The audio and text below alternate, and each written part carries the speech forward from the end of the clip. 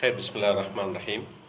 நாங்கள் இதை தொடருவோம். நான் இன்னும் கொஞ்சத்தில் முடிச்சிடுறேன். ஏன்னா இன்னைக்கு நாங்கள் செய்ய போகிற இபாதத்திட பெருமானம், நான் செய்ய போகிற இந்த கடமை, நான் எதுக்காக செய்கிறேன், இதை பின்னணி என்ன, அதை எப்படி நிறைவேற்றணும்ன்ற அந்த விஷயத்தை சரியாக விளங்கணுன்றதுக்காகத்தான் இவ்வளோ டீட்டெயிலையும் நான் உங்களுக்கு விளங்கப்படுத்துகிறேன்.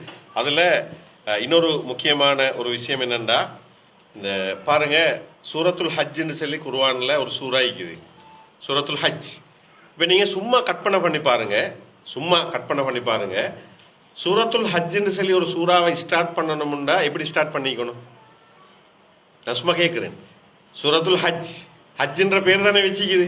அப்போ எப்படி ஸ்டார்ட் பண்ணிக்கணும்? சும்மா நான் கேட்குறேன், எப்படி ஸ்டார்ட் பண்ணிக்கணும்? ஹஜ்ஜுன்ற கடமை, 5வது கடமை, ரைட்டு, ஹஜ் எப்படி செய்கிற இப்படின்ற கதை தானே வந்திக்கணும். ஆனால் எப்படி ஸ்டார்ட் ஆகுது? சூரத்துல் ஹஜ் எப்படி ஸ்டார்ட் ஆகுது பாருங்க. எப்படி ஸ்டார்ட் ஆகுதுண்டா, யா யுஹன்னாஸ் இத்தகு ரப்பக்கும் இன்ன ஜல்சலத்த ஸாஅத்தி ஷைஉன் அதீம்.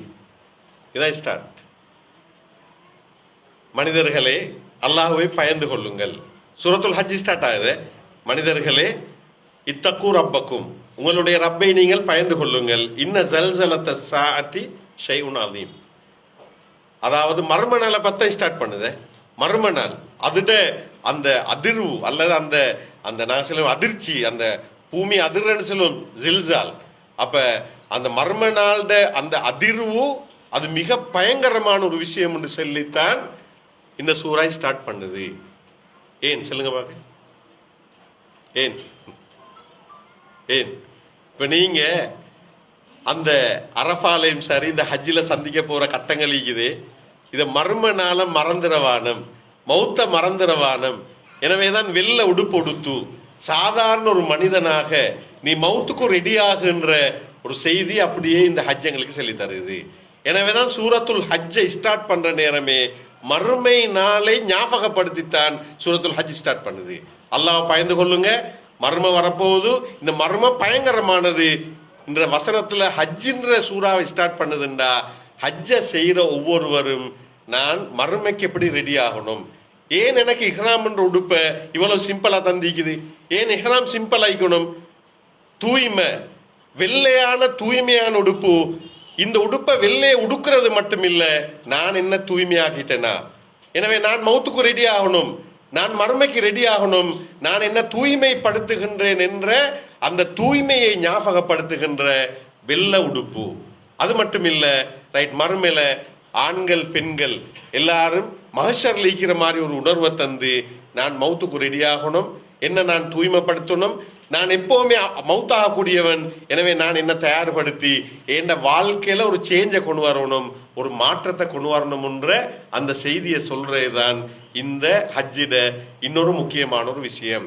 எனவே அந்த பகுதியை இது மிக தெளிவா எங்களுக்கு ஞாபகப்படுத்துது. அந்த உடுப்புல இருந்து இது ஒரு முக்கியமான ஒரு விஷயம். அதே மாதிரிதான் உங்களுக்கு இதுல இந்த இன்னொரு பகுதி என்னன்னா, சிலர் கேட்பாங்க, ஹஜ் செய்ய போற நேரம் என்ன ஏஜென்சி எல்லாம் இத்தனை லட்சம் அத்தனை லட்சம் டிஃப்ரெண்ட் ஆகிது, என்ன ஒரே மாதிரி சிம்பிளா புகையிலும் தானே என்ற கேள்வி எல்லாம் வரும் தானே. அது இயல்பு. நீங்களும் கேட்பாங்க, நாங்களும் கேட்போம், எல்லாரும் கேட்பாங்க. சரியா? என்ன கொள்ளை அடிக்கிறாங்க, இப்படி எல்லாம் வரும். இப்ப நான் சும்மா கேட்கிறேனே, இபாதத் எல்லாத்துக்கும் செலவழிக்கணும்ன்றதுதான் அடிப்படையில் இருக்குது. எந்த இபாதத்தையும் செலவில்லாம செய்யலாம். இனி செலவுகள்ல டிஃப்ரெண்ட் ஈக்கும். அது ஏஜென்சிகள் அல்லாட்ட பொறுப்பு செல்லணும், அவன் கொள்ளை அடிச்சா உண்மையிலே. ஆனா இயல்பான அழகா செய்யறதுக்கான ஒரு சிஸ்டத்தை செஞ்சு கொடுக்கணும்ன்றது இருக்குது. அது செஞ்சிருந்தா அதுல அவன் அல்லாட்ட தப்பு இல்லை. எனவேதான் நீங்க நான் செல்ல வாரேன் என்ன சொல்லுங்க. இப்ப தொழுவணும், தொழுக கடமை தானே, தொழுக கடமை, ரைட். 5 நேர தொழுகைய வீட்டுல தொழுகிறது சிறந்ததா பள்ளியில தொழுகிறது சிறந்ததா? அப்ப இப்ப பள்ளி கட்டணுமே, செலவில்லாம செய்யலுமா தொழுகிறத? அப்ப பள்ளி கட்டுறதுக்கு எவ்வளவு போகும், பள்ளி கட்டுறதுக்கு காணி வாங்குறதுக்கு எவ்வளவு போகும்? இப்ப கோடிக்கணக்கு போகுது, இந்த கலெக்ஷன் எல்லாம் போகுது கோடிக்கணக்குல. அப்ப என்னன்னா கோடிக்கணக்கு தேவைப்படுது. இப்ப சரி, ரைட். இப்ப பள்ளிக்கு நிர்வகிக்கிறதுக்கு கட்டி முடிஞ்சவங்களே நிர்வகிக்கிறதுக்கு லைட் பில், தண்ணி பில், அந்த பில், இந்த பில் எல்லாம் கட்டணும், செலவழிக்கணும். அப்படித்தானே? அதே மாதிரி இமாமுக்கு சம்பளம் கொடுக்கணும், முஅத்தினுக்கு அதோட சம்பந்தப்பட்ட எல்லாத்துக்கும் செலவழிக்கணும். அப்படித்தானே? இதுக்கெல்லாம் செலவு உண்டிக்குது. அப்ப நீங்க சந்தா கட்டுறீங்கன்னா நீங்க தொழுகிறதுக்கும் சல்லி கட்டணுமா இல்லையா? சந்தா கட்டுறதானே. ஏதோ ஒரு வகையில இப்ப குறைஞ்சது வருஷத்துக்கு ஒருக்கா தராவிக்கு போனா பெருநாள் துளைக்காவது கிஃப்ட் ஒன்று கொடுக்குறாங்க தானே. எனவே பள்ளிக்கு நீங்க சல்லி கொடுக்குறன்ற இயல்பான ஒரு சிஸ்டம் உண்டிக்குதுண்டா. ஏன் காரணம் உண்டா, தொழுகை என்ற இபாதத்தை நிலைநாட்டுறதுக்கு செலவழிச்சு தான் ஆகணும். இது தொழுகையிலையும் செலவுன்றது அடிப்படை. எனவே சந்தான்னு ஒன்று கட்டுறோம் உண்டா, அந்த தொழுகையை சரியா நிறைவேற்றணும் உண்டா, அதுக்கு செலவழிக்கணும். செலவழிக்காம அந்த வேலையை செய்யலாம். ரைட். நோன்பு பிடிக்கணும், செலவில்லாம நோன்பு பிடிக்கலுமா? நான் சும்மா கேட்கிறேன். தின்றது சம்பந்தமா சரிவிலே புற யோசிப்போம். அடுத்த 11 மாசத்தை விட சாப்பாட்டு செலவு கூடின மாசம் எது சொல்லுங்க பாக்க? நான் சும்மா கேட்கிறேன். 11 மாசத்தை விட சாப்பாடு செலவு கூடின மாசம் எது? ரமலான் மாசம். அப்ப என்னண்டா, செலவழிக்காம நோம்பு பிடிக்கலுமாண்டா? அது செலவழிக்கிற எப்படின்னா நீங்க முடிவெடுங்க. நோம்புக்கும் செலவழிக்கணும், பெருநாள் கொண்டாடுறதுக்கும் செலவழிக்கணும். எனவே தொழுகைக்கு செலவழிக்கணும், நோம்புக்கு செலவழிக்கணும்.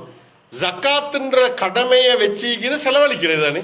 சம்பரி நல்லா ஹலாலா சம்பரி நல்லா செலவழி, இதுதான் ஜக்காத். இப்ப ஹஜ்ஜை மட்டும் செலவில்லாம செய்யலுமா? செலவில்லாம செய்யலுமா? செலவில்லாம செய்யணும்டா அது வேறொரு வழியத்தான் பார்க்கணும். எப்படி பார்ப்போங்களோ சரியா. எனவே தான் செலவழிச்சு தான் ஆகணும். அதுக்கு என்ன சிஸ்டம்? ஏஜென்சி கூட தான் போகணுமா, அதான் ஒழுங்கு உண்டா, அந்த ஒழுங்கு. எனவே இப்ப எந்த ஏஜென்சிக்கு யாரு கொடுத்தாங்க அதெல்லாம் முடிஞ்சுதானே இப்ப சப்ஜெக்ட். அதுக்கு அவன் அப்படி எடுத்தான், இவன் எடுத்தான், கொள்ளையடிச்சான், அது சப்ஜெக்ட் இல்லை. இப்ப நான் ஏன் இபாதத்தை செய்யணும், நான் இதை தெரிவு செஞ்சாச்சு, ரைட், நான் போறதுக்கு ரெடி ஆகிக்கிறேன். இப்ப என்ன அடுத்த கடமை எப்படி செய்யணும்ன்ற அதுதான் எனக்கு முன்னால் உள்ள பொறுப்பு. எனவேதான் செலவில்லாம ஒரு இபாதத் செய்யலாம், சாத்தியம் இல்லை. எனவேதான் எல்லா இபாதத்துக்கு பின்னாலேயும் செலவழித்தல் என்பது ஆக முக்கியமான ஒரு விஷயம். எனவேதான் இதை மறந்துடப்படாது. இது இன்னைக்கு செலவழித்தல் என்ற விஷயத்துல நான் இன்னைக்கு ஞாபகப்படுத்தின விஷயம்.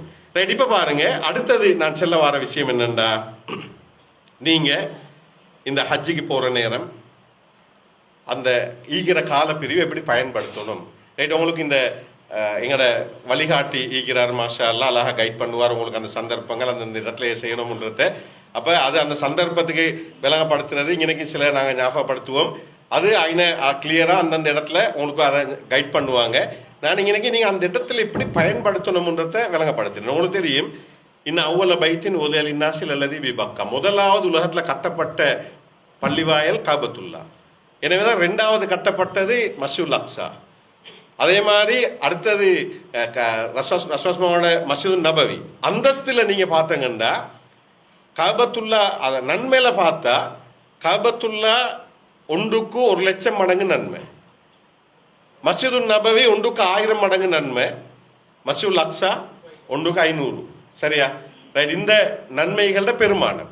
லா துஷத்துர் ரிஹால் இல்லா இல்லா சலாசத்தி மசாஜித். 3 பள்ளிகளுக்குத்தான் நன்மையை நாடி, அதிகமான நன்மையை நாடி யாத்திரை போகலும். இது ஹதீஸ். அப்ப என்ன செல்ல வாரண்டா, உங்களுக்கு அந்த சான்ஸ் கிடைச்சிக்குது, மக்காக்கு மதீனாக்கு போறதுக்கான சான்ஸ் கிடைச்சிக்குது. ரைட். இந்த இடத்துல நீங்க இந்த அங்க கிடைக்கிற சந்தர்ப்பங்களை எப்படி பயன்படுத்துற? ரைட். இப்ப இன்னைக்கு ஹஜ்ஜின்ற நான் ஃபெஸ்டிகேஷன் மாதிரி ஹஜ்ஜுக்கு போனா ஒரு கிழமை கூடிட்டா 8 நாள்ல எல்லாம் முடிஞ்சிடும். சில நேரம் மதீனாக்கு போகாம சிலர் திரும்பி வந்துருவாங்க. ஹஜ் முடிஞ்சானா முடிஞ்சுதான், அந்த கடமை முடிஞ்சா முடிஞ்சு, அதோட முடிஞ்சுதானே. ஆனா உங்களுக்கு சான்ஸ் கிடைக்குது, மதீனால நீங்க கழிக்க போறீங்க, மக்காலையும் கழிக்க போறீங்க. ஹஜ்ஜின்ற நாளை தவிர முன்னால பின்னால சில நாட்களை கழிக்க போறீங்க. ரைட். இந்த இடங்கள்ல எவ்வளவு கவனமா பயன்படுத்தி கொள்ற. ரைட். அதுல முதலாவது விஷயம் தவாஃப். எனவேதான் தவாஃப் என்ற இபாதத் இருக்குது, அது காபத்துல்லால மட்டும் செய்யற ஒரு இபாதத் தானே, வேற எங்கேயும் செய்யல, வேற எங்கேயும் செய்யலாது உலகத்துல, வேற எங்கேயுமே அந்த சான்ஸ் இல்லை. எனவே நீங்க மக்காக்கு போனா செய்யற மிகப்பெரிய இபாதத் தவாஃப். எனவேதான் எவ்வளவு தவாஃப் செய்ய கிடைக்குதோ அந்த அளவு தவாஃப் செஞ்சு கொள்ற. சிலர் போட்டி போட்டு செய்வாங்க. எனவேதான் 7 முறை காபத்துல்லாவை நீங்க அந்த நியத்தோட வலம் வாருங்க. மக்காம் இப்ராஹிமோ பின்னால போயிட்டு 2 ரக்காத் தொழுகுறங்க. ரைட். இதுதான் ஒரு தவாஃப். சில இடங்கள்ல கைட் பண்ணி நாங்க எப்படின்னா, எனக்கு ஒருத்தர் வந்தார், நான் பேட்டிக்கிற நேரம் சொன்னாங்க, இப்படிதான் இப்படி சொன்ன, ஏண்ட அளவு காபத்துல்லாவை சுத்திங்க. உதாரணமா நீங்க 10 தவாஃப் செய்யணும்டா 7 படி 70 முறை சுத்திட்டு அதுக்கு போறோம் 2 ரக்காத்தா 7 முறை தொழுங்கன்னு சொல்லி அப்படி கைட் பண்ண சந்தர்ப்பம் நான் எனக்கு ஷொக் ஆயிடுச்சு. ஒரு இபாதத்துக்கு ஒரு ஒழுங்கொண்டிக்கிறேன், 7 முறை தவாஃப் செஞ்சுட்டு அதுக்கு போறோம் 2 ரக்காத் தொழுதாதான் ஒரு தவாஃப் கம்ப்ளீட் ஆகுது. அப்ப நீங்க 2 தவாஃப் செய்யணும்னா 14 முறை சுத்திட்டு வந்து 2 ரக்காத் 2 முறை தொழுகிறது இல்ல, அதை முடிக்கணும் உண்டு. எனவேதான் இதுல கவனமாயிருங்க. இது தவாஃப்ல மிக முக்கியமான விஷயம். ஆக நன்மை கூடின இபாதத் தவாஃப். எனவே உங்களுக்கு கிடைக்கிற சந்தர்ப்பங்களை பயன்படுத்தி, அது நேரம் உங்களை பொறுத்தது, நீங்க அதுக்கு கைடெல்லாம் பண்ணிட்டு கூட நல்லா அந்த தவாஃப் செய்யறதுக்கு ட்ரை பண்ணுங்க. ஏன்னா மக்கள் எத்தனை நாள் தங்கிப்படுது? 10 நாள். பெரிய ஒரு சான்ஸ் ஒன்று இருக்குது. அப்ப நீங்க குறைஞ்சது ஒவ்வொரு வக்துக்கு பின்னாலையும் ஒரு தவாஃப் செஞ்சாலும் ஒரு நாளைக்கு 5 தவாஃப் வந்தாச்சு. எக்ஸ்ட்ரா நீங்க மேலதிகமா செய்ய போனா ஒரு 10 தவாஃப் டார்கெட் பண்ணி செஞ்சாலும் 10 நாளைக்கு அந்த 100 வந்தாச்சு சும்மாவே. எனவே நன்மை கூடின ஆக முக்கியமான ஒரு விஷயம். இந்த நோம்புல ஒருத்தர் போயிட்டு வந்து காய்ச்சாரு. அவர் இந்த உம்ராக்கு போனார். நோம்புல அவர் சொன்னார்ட்ட, சார் நான் காபத்துல்லால வச்சு ஒரு குர்ஆன் ஓதி முடிச்சேன், மஸ்ஜித் நபவியில வச்சு ஒரு குர்ஆன் ஓதி முடிச்சேன். சரியான சந்தோஷம் என்ன அப்படி டார்கெட் பண்றாங்க. ஏன் நீங்க இதை ஞாபகப்படுத்துறேன்டா, தவாஃபுக்கு அடுத்தது ரைட். நான் பார்த்து வாரனே ஒரு பாயிண்டா, நீங்க தவாஃப் அதோட இமான் ஜமாத்தை மிஸ் பண்ணாதங்க. ஏன்னா அதுக்கு நேரத்தோட வந்துடும். ஏன்னா சில நேரம் பெரிய கிரௌட் தானே, சில நேரம் ரோட்லாம் தொழ வேண்டி வரும். என்னாலும் உள்ளுக்கு வரதுக்கு ட்ரை பண்ணுங்க, உள்ளுக்கு தொழுகிறதுக்கு, காபத்துல்லாலையும் சரி மஸ்ஜித் நபவிலையும் சரி. ஏன்னா ஒரு தொழுகன்றது 1,00,000 தொழுகைக்கு சமன். யோசிச்சு பாருங்களே. அப்ப நீங்க ஒரு லுகர் தொழுதங்கன்னா இமான் ஜமாத்தா, 1,00,000 லுகர் தொழுகை இமான் ஜமாத்தோட தொழுத கூலி கிடைக்கும். ஏன் மிஸ் பண்ண போறோங்க? அது உங்களுக்கு கிடைக்கிற சான்ஸ். எனவே தான் இதை மிஸ் பண்ண வேணும். கட்டாயம் அதுல ஃபைட் பண்ணுங்க. ஏண்டாலும் மேக்சிமம் நேரத்தோட வாங்க. தஹஜ்ஜத் தொண்டு தொழுதங்கன்னா 2 ரக்காத். எத்தனை ரக்காத்? 2,00,000 தஹஜ்ஜத் தொழுத நன்மை. நீங்க இவ்வளவு ட்ரை பண்ணாலும் இங்க கிடைக்காது. எனவேதான் இதான் உங்களோட டார்கெட். அங்க போறதுல டார்கெட் பண்ணுங்க. ரைட், நான் எத்தனை தஹஜ்ஜத் தொழுகிறேன், எத்தனை ஜமாத்தோட தொழுகிறேன், இதை டார்கெட் பண்ணுங்க. ஹஸ்பண்ட் வைஃப் போட்டி போடுங்க நீங்களே உங்களுக்கு மத்தியில். அது மாதிரி கூட்டாளி மாதிரி இருக்கிறீங்களா, சேர்ந்து கொள்ளுங்க. அதுல இமான் ஜமாத்தை டார்கெட் பண்ணுங்க. ஏன் இதை நான் சொல்றேன்டா, இதே சம்பவம் ஒன்று எனக்கு நடந்துச்சு. அப்ப நான் காபத்துல்லால இருக்கிற நேரம் ஒருத்தர் வந்தாரு. அப்ப அவர் வேறொரு குரூப்ல வந்திருந்தார். அப்ப என்கிட்ட வந்து சொன்னார், இந்த உங்களோட கொஞ்சம் ஜாயிண்ட் ஆகிக்குவான்னு கேட்டார். நான் சொன்னேன், என்ன விஷயம், நீங்க வேற இதுலயே வந்திக்கிறேங்கன்று. இல்ல உங்களோட கொஞ்சம் சேர்ந்து சில விஷயங்கள் செய்யணும்னு கேட்டேன். அவர் சொன்ன விஷயமே ஆச்சரியமாயிடுச்சு எனக்கு, சரியான புதினமாயிடுச்சு. ஏன்னா எங்கள்ட வந்த டீம்ல ஈக்கிறாங்க ஒரு குரூப். என்னன்னா அவங்க சொல்றாங்கன்னா, இந்த ஹோட்டல்ல ரூம்ல கசிறு ஜம்மு செஞ்சுட்டு இருந்தா போதும்னு சொல்லி சொன்னாங்க. நாங்க பிரியாணி தானே விளைஞ்ச, நான் சொன்னது பிரியாணி தானே. எனவே பிரியாணிக்கு கசிறு ஜம் மேலும் தானே. எனவே காபத்துல்லாக்களை வந்து தொல்துட்டிக்க தேவையில்லை, ரூம்ல கசிறு ஜம்மு செஞ்சு தொல்துட்டி இருந்தா போதும்னு சொல்லி ஒரு குரூப் அப்படியே ஈக்கிறாங்க. எனக்கு அது படல்ல. எனவே தான் நான் யாரையாவது தேடி கொண்டிருந்தேன், நான் உங்களோட வரணும்னு சொல்லி வந்தார். சுபஹானல்லா, இவ்வளவு கஷ்டப்பட்டு செலவழிச்சு இப்ப நான் சொல்றேன் 1,00,000 சொல்லி ஐன போயிட்டு கசிறு ஜம்மா செய்யணும் ரூம் உள்ளுக்குள்ள. அதான் சொல்றோம், ரூம் விட்டு வெளியே வாங்க, ட்ரை பண்ணி போங்க. காபத்துல்லா கிட்ட கிடைச்சிக்கிற சான்ஸை யூஸ் பண்ணுங்க. அங்கே தின்ற குடிக்கிறதெல்லாம் மறங்க கொஞ்சம். அது தின்னவானம் குடிக்கவானம்னு சொல்லல, போன டார்கெட் என்ன, இதானே டார்கெட். எனவே தான் இமாம் ஜமாத், ஒரு இமாம் ஜமாத் 1,00,000 உண்டா, ஏன் நான் மிஸ் பண்ணணும் அதை? எனவே லேடிஸுக்கும் சான்ஸ் கிடைக்கிறல்ல, உங்களுக்கு இங்க இமாம் ஜமாத் கிடைக்குதா தொழுகிறது இல்லையே. எனவே டார்கெட் பண்ணுங்க. எனவே தான் நான் இத்தனை இமாம் ஜமாத் தொழுதேன் அல்ஹம்துலில்லாஹ். இந்த உணர்வு வரணும். போயிட்டு வார நேரம் இத்தனை தவாஃப் செஞ்சேன் அல்ஹம்துலில்லாஹ். இது முக்கியமா இந்த இபாதத் விஷயத்துல. அதே மாதிரி குர்ஆன் டார்கெட் பண்ணுங்க. எத்தனை குர்ஆன் ஓதி முடிக்கலுமா, ட்ரை ஒன்று கொடுங்க. ரைட். அதே மாதிரி அடுத்தது என்ன தெரியுமா, இன்னொரு பிழை ஒன்று செய்வாங்க நிறைய பேர். சலாம் கொடுத்தொன்னே சரியா ஓடி போவாங்க ரூமுக்கு. நிறைய பேரை நான் பார்த்திக்கிறேன். சரியா, அப்ப சென்னாலும் விளங்குதில்லை. நான் இப்பதான் ஏன் அதை உங்களுக்கு சொல்றேன்டா, சலாம் கொடுத்தோன்னே அங்க இங்க மாதிரி துவா அதெல்லாம் மீக்காதானே, நீ கவனம் வைக்கணும். என்னண்டா, அப்படியே பொறுமையா இருங்க. சுண்ணத்தை தொலை எலும்புவானம், சுண்ணத்தை தொழுங்க. அதுக்கும் 1,00,000 நன்மை, 1,00,000 மடங்கு. ஏன் சுண்ணத்தை தொலைவானம்னு சொல்றேன்டா, அங்க இமாம் ஜமாத் முடிஞ்சதோட இன்னொரு தொழுகை நடக்கும். அதுவும் ஃபரலான தொழுகை, என்ன ஜனாசா. எனவேதான் லேடிஸுக்கு இங்க ஜனாசா தொழுகிறதுக்கு சான்ஸ் கிடைக்குது இல்ல தானே, ஜென்ஸ்லயும். ரைட், நான் சொல்றேன்னா தொழுகை, ஒரு ஜனாசா தொழுகை தொழுதங்கன்னா காபத்துல்லால 1,00,000 ஜனாசா தொழுகைக்கு சமன். சரியா, நினைச்சாலும் லைஃப்ல கிடைக்குமா இந்த சான்ஸ் உண்டு. எனவே காபத்துல்லாலையும் மஸ்ஜிது நபவியிலையும் ஜனாசா தொழுகை ஒரு ஜனாசா இல்ல, கொண்டு வந்து வச்சுப்பாங்க. ஒன்றுக்கு மேல 5 ஜனாசா 10 ஜனாசா எல்லாம் மீக்குமே. ஒவ்வொரு 5 நேர தொழு இமாம் ஜமாத்துக்கு பிறகும் ஜனாசா தொழுகை நடக்கும். சொல்லுங்களே, ஒரு டைமுக்கு 10 வைங்களே, 5 வக்துக்கும் 10 10 5 50 ஜனாசா தொழுகண்டா. இப்ப எத்தனை? 50 லட்சம். 50 லட்சம் ஜனாசா தொழுகை லைஃப்ல நினைச்சாலும் தொலைலுமா? எனவேதான் இன்னொரு ஃபர்லுக்கான சான்ஸ் உங்களுக்கு இங்க எதனாலும் கிடைக்காது ஜனாசா தொழுகை. எனவேதான் அந்த 5 நேரமும் லட்சக்கணக்கான ஜனாசா தொழுகிறதுக்கான சான்ஸ் காபத்துள்ளால கிடைக்கும். எனவே சுண்ணத்தை அவசரப்பட்டு தொழாதங்க. ஜனாசா தொழுகையை தொழுது முடிஞ்சவரும் நீங்க சுண்ணத் தொழுகையை தொழுவுங்க. இது அங்க போயிட்டு ஞாபகப்படுத்திட்டு எல்லாம் சான்ஸ் இல்லையே. எனவே இப்பதே சொல்றோமே. எனவே கட்டாயம் இதை நீங்க அதை அங்க போயிட்டு அந்த சப்ஜெக்டை பார்த்துக்கொள்ளுங்க. இதே மாதிரி அப்ப இங்கால ஜனாசா தொழுகை இன்னொரு முக்கியமான விஷயம். இதே மாதிரிதான் அங்க எங்க போன மஸ்ஜித் நபவி போனாலும் இதே இதை பேணுங்க. அதுல மஸ்ஜித் நபவியில இன்னொரு எக்ஸ்ட்ரா ஒரு இது ஒன்று இருக்குது, ரவுலத்தும் மிரியாலில் ஜன்னா. அதாவது ரசூலுல்லாஹோட இதுக்கு அந்த கபூர் இருக்கிற இடம், அதோட இங்கால இந்த மிம்பர் இருக்கிற இடத்துக்கு மேல செல்ற சுவர்க்கத்தின் சோலைகள் ஒன்று சொல்லி அதுல தொழுகிற ஒரு தொழுகை ஒன்று இருக்கிற 2 ரக்காத். எனவேதான் அதையும் அங்க போயிட்டு தொழுகிறதுக்கு ட்ரை பண்ணுங்க. அதுக்கு இப்ப சிஸ்டம் இருக்குது, அதை ஒழுங்குபடி தருவாங்க. இப்ப முந்தைய மாதிரி கஷ்டம் ஒன்று இல்லைன்னு நினைக்கிறேன். அது புக் பண்ணி அது செய்யலும். அதே மாதிரி கஅபத்துல்லாஹ்ல தொழுகிற இன்னொரு தொழுகை ஒன்று இருக்குது. உங்களுக்கு தெரியும், கஅபத்துல்லா உள்ளுக்குள்ள யார தொழுகிற? கஅபத்துல்லா உள்ளுக்குள்ள எங்களுக்கு சான்ஸ் இல்லை தானே. பெரிய பெரிய இந்த ஜனாதிபதிமார் மன்னர்மார் வந்தா தான் அந்த திறந்து கொடுப்பாங்க. எங்களுக்கு அந்த சான்ஸ் இல்லை தானே. ஆனா அல்லாஹ் தஆலா ஒரு சான்ஸ் ஒன்று வச்சுக்கிறான்னு என்ன தெரியுமா? கஅபத்துல்லாஹ்ல ஒரு அரை வட்டம் உண்டிக்கு நீங்க பாத்தீங்களா? ஹிஜ்ர் இஸ்மாயில்னு சொல்லுவாங்க. அரை வட்டம் உண்டு பாத்தீங்களே, அரை சுவர் கட்டி அரை வட்டம் உண்டிக்கும். இது எப்படி வந்தா, இது அழகான ஒரு வரலாறு என்னண்டா, உண்மையிலே இப்ராஹிம் அலைஹிஸ்ஸலாம் கட்டின கஅபத்துல்லா அப்படித்தான் நீச்சாம். அரை வட்டமும் ஃபுல்லா கட்டியிருந்தாங்க. சரியா? ரசூல் ஸல்லல்லாஹு அலைஹி வஸல்லம் அவங்களுக்கு 35 வயசாகிற நேரம் கஅபத்துல்லா உடைச்சி கட்டுற நேரம் ஒரு பிரச்சனை வந்துச்சு. ஹஜ்ருல் அஸ்வத் கல்ல யாரும் வைக்கிறேன்னு சொல்லி அந்த சண்டை வந்த நேரம் ரசூலுல்லாஹ் அதை அப்படியே அந்த சமாதானப்படுத்தி கட்டினேன். இதுல கொஞ்சம் அவசரப்பட்டு சில விஷயங்கள் செஞ்சுட்டு போன நேரம் உண்மையிலே கஅபத்துல்லாவை பொக்ஸா கட்டிட்டாங்க குறைஷிகள். இப்ப ரசூல் ஸல்லல்லாஹு அலைஹி வஸல்லம் அவங்க ஆயிஷா நாயிட்ட சொன்னாங்க என்னண்டா, கஅபத்துல்லாவை பிள்ளையா கட்டிட்டாங்க, ஒரிஜினல் கஅபத்துல்லா இல்ல, இப்ராஹிம் அலைஹிஸ்ஸலாம் கட்டின கஅபத்துல்லா இல்ல. நான் ஏன் திருத்தாம இருக்கிறேன்னுடா, ஏற்கனவே கட்டுற நேரமே அடிச்சுக்க பார்த்தாங்க, பெரிய யுத்தமா மாற பார்த்துச்சு. எனவே இதை திருத்த போயிட்டு இன்னும் பிளவு வரப்படான்றதுக்காகத்தான் நான் இதை திருத்தி கட்டல, இல்லாட்டி என்னை திருத்தி கட்டலும் சொல்லி அடையாளப்படுத்தி காட்டினாங்க. கஅபத்துல்லா உள்ளுக்குள்ள இந்த ஏரியா வரணும்னு சொல்லி கம்பால வேலி ஒன்று அடிச்சாங்க. இது ஆயிஷா ரலியல்லாஹு தஆலா அன்ஹா சொன்ன ரிவாயத்துல வருது. இதை வச்சுதான் அதை கட்டிக்கிறேன். அப்ப பிற்பட்ட காலத்துல சில சஹாபாக்கள் ட்ரை பண்ணினாங்க பழைய மாதிரியே கட்டுவோம்னு சொல்லி. இமாம்கள் இந்த சஹாபாக்கள்லயும் செய்ய போயிட்டு அது பெரிய பிரச்சனையா மாறிச்சு.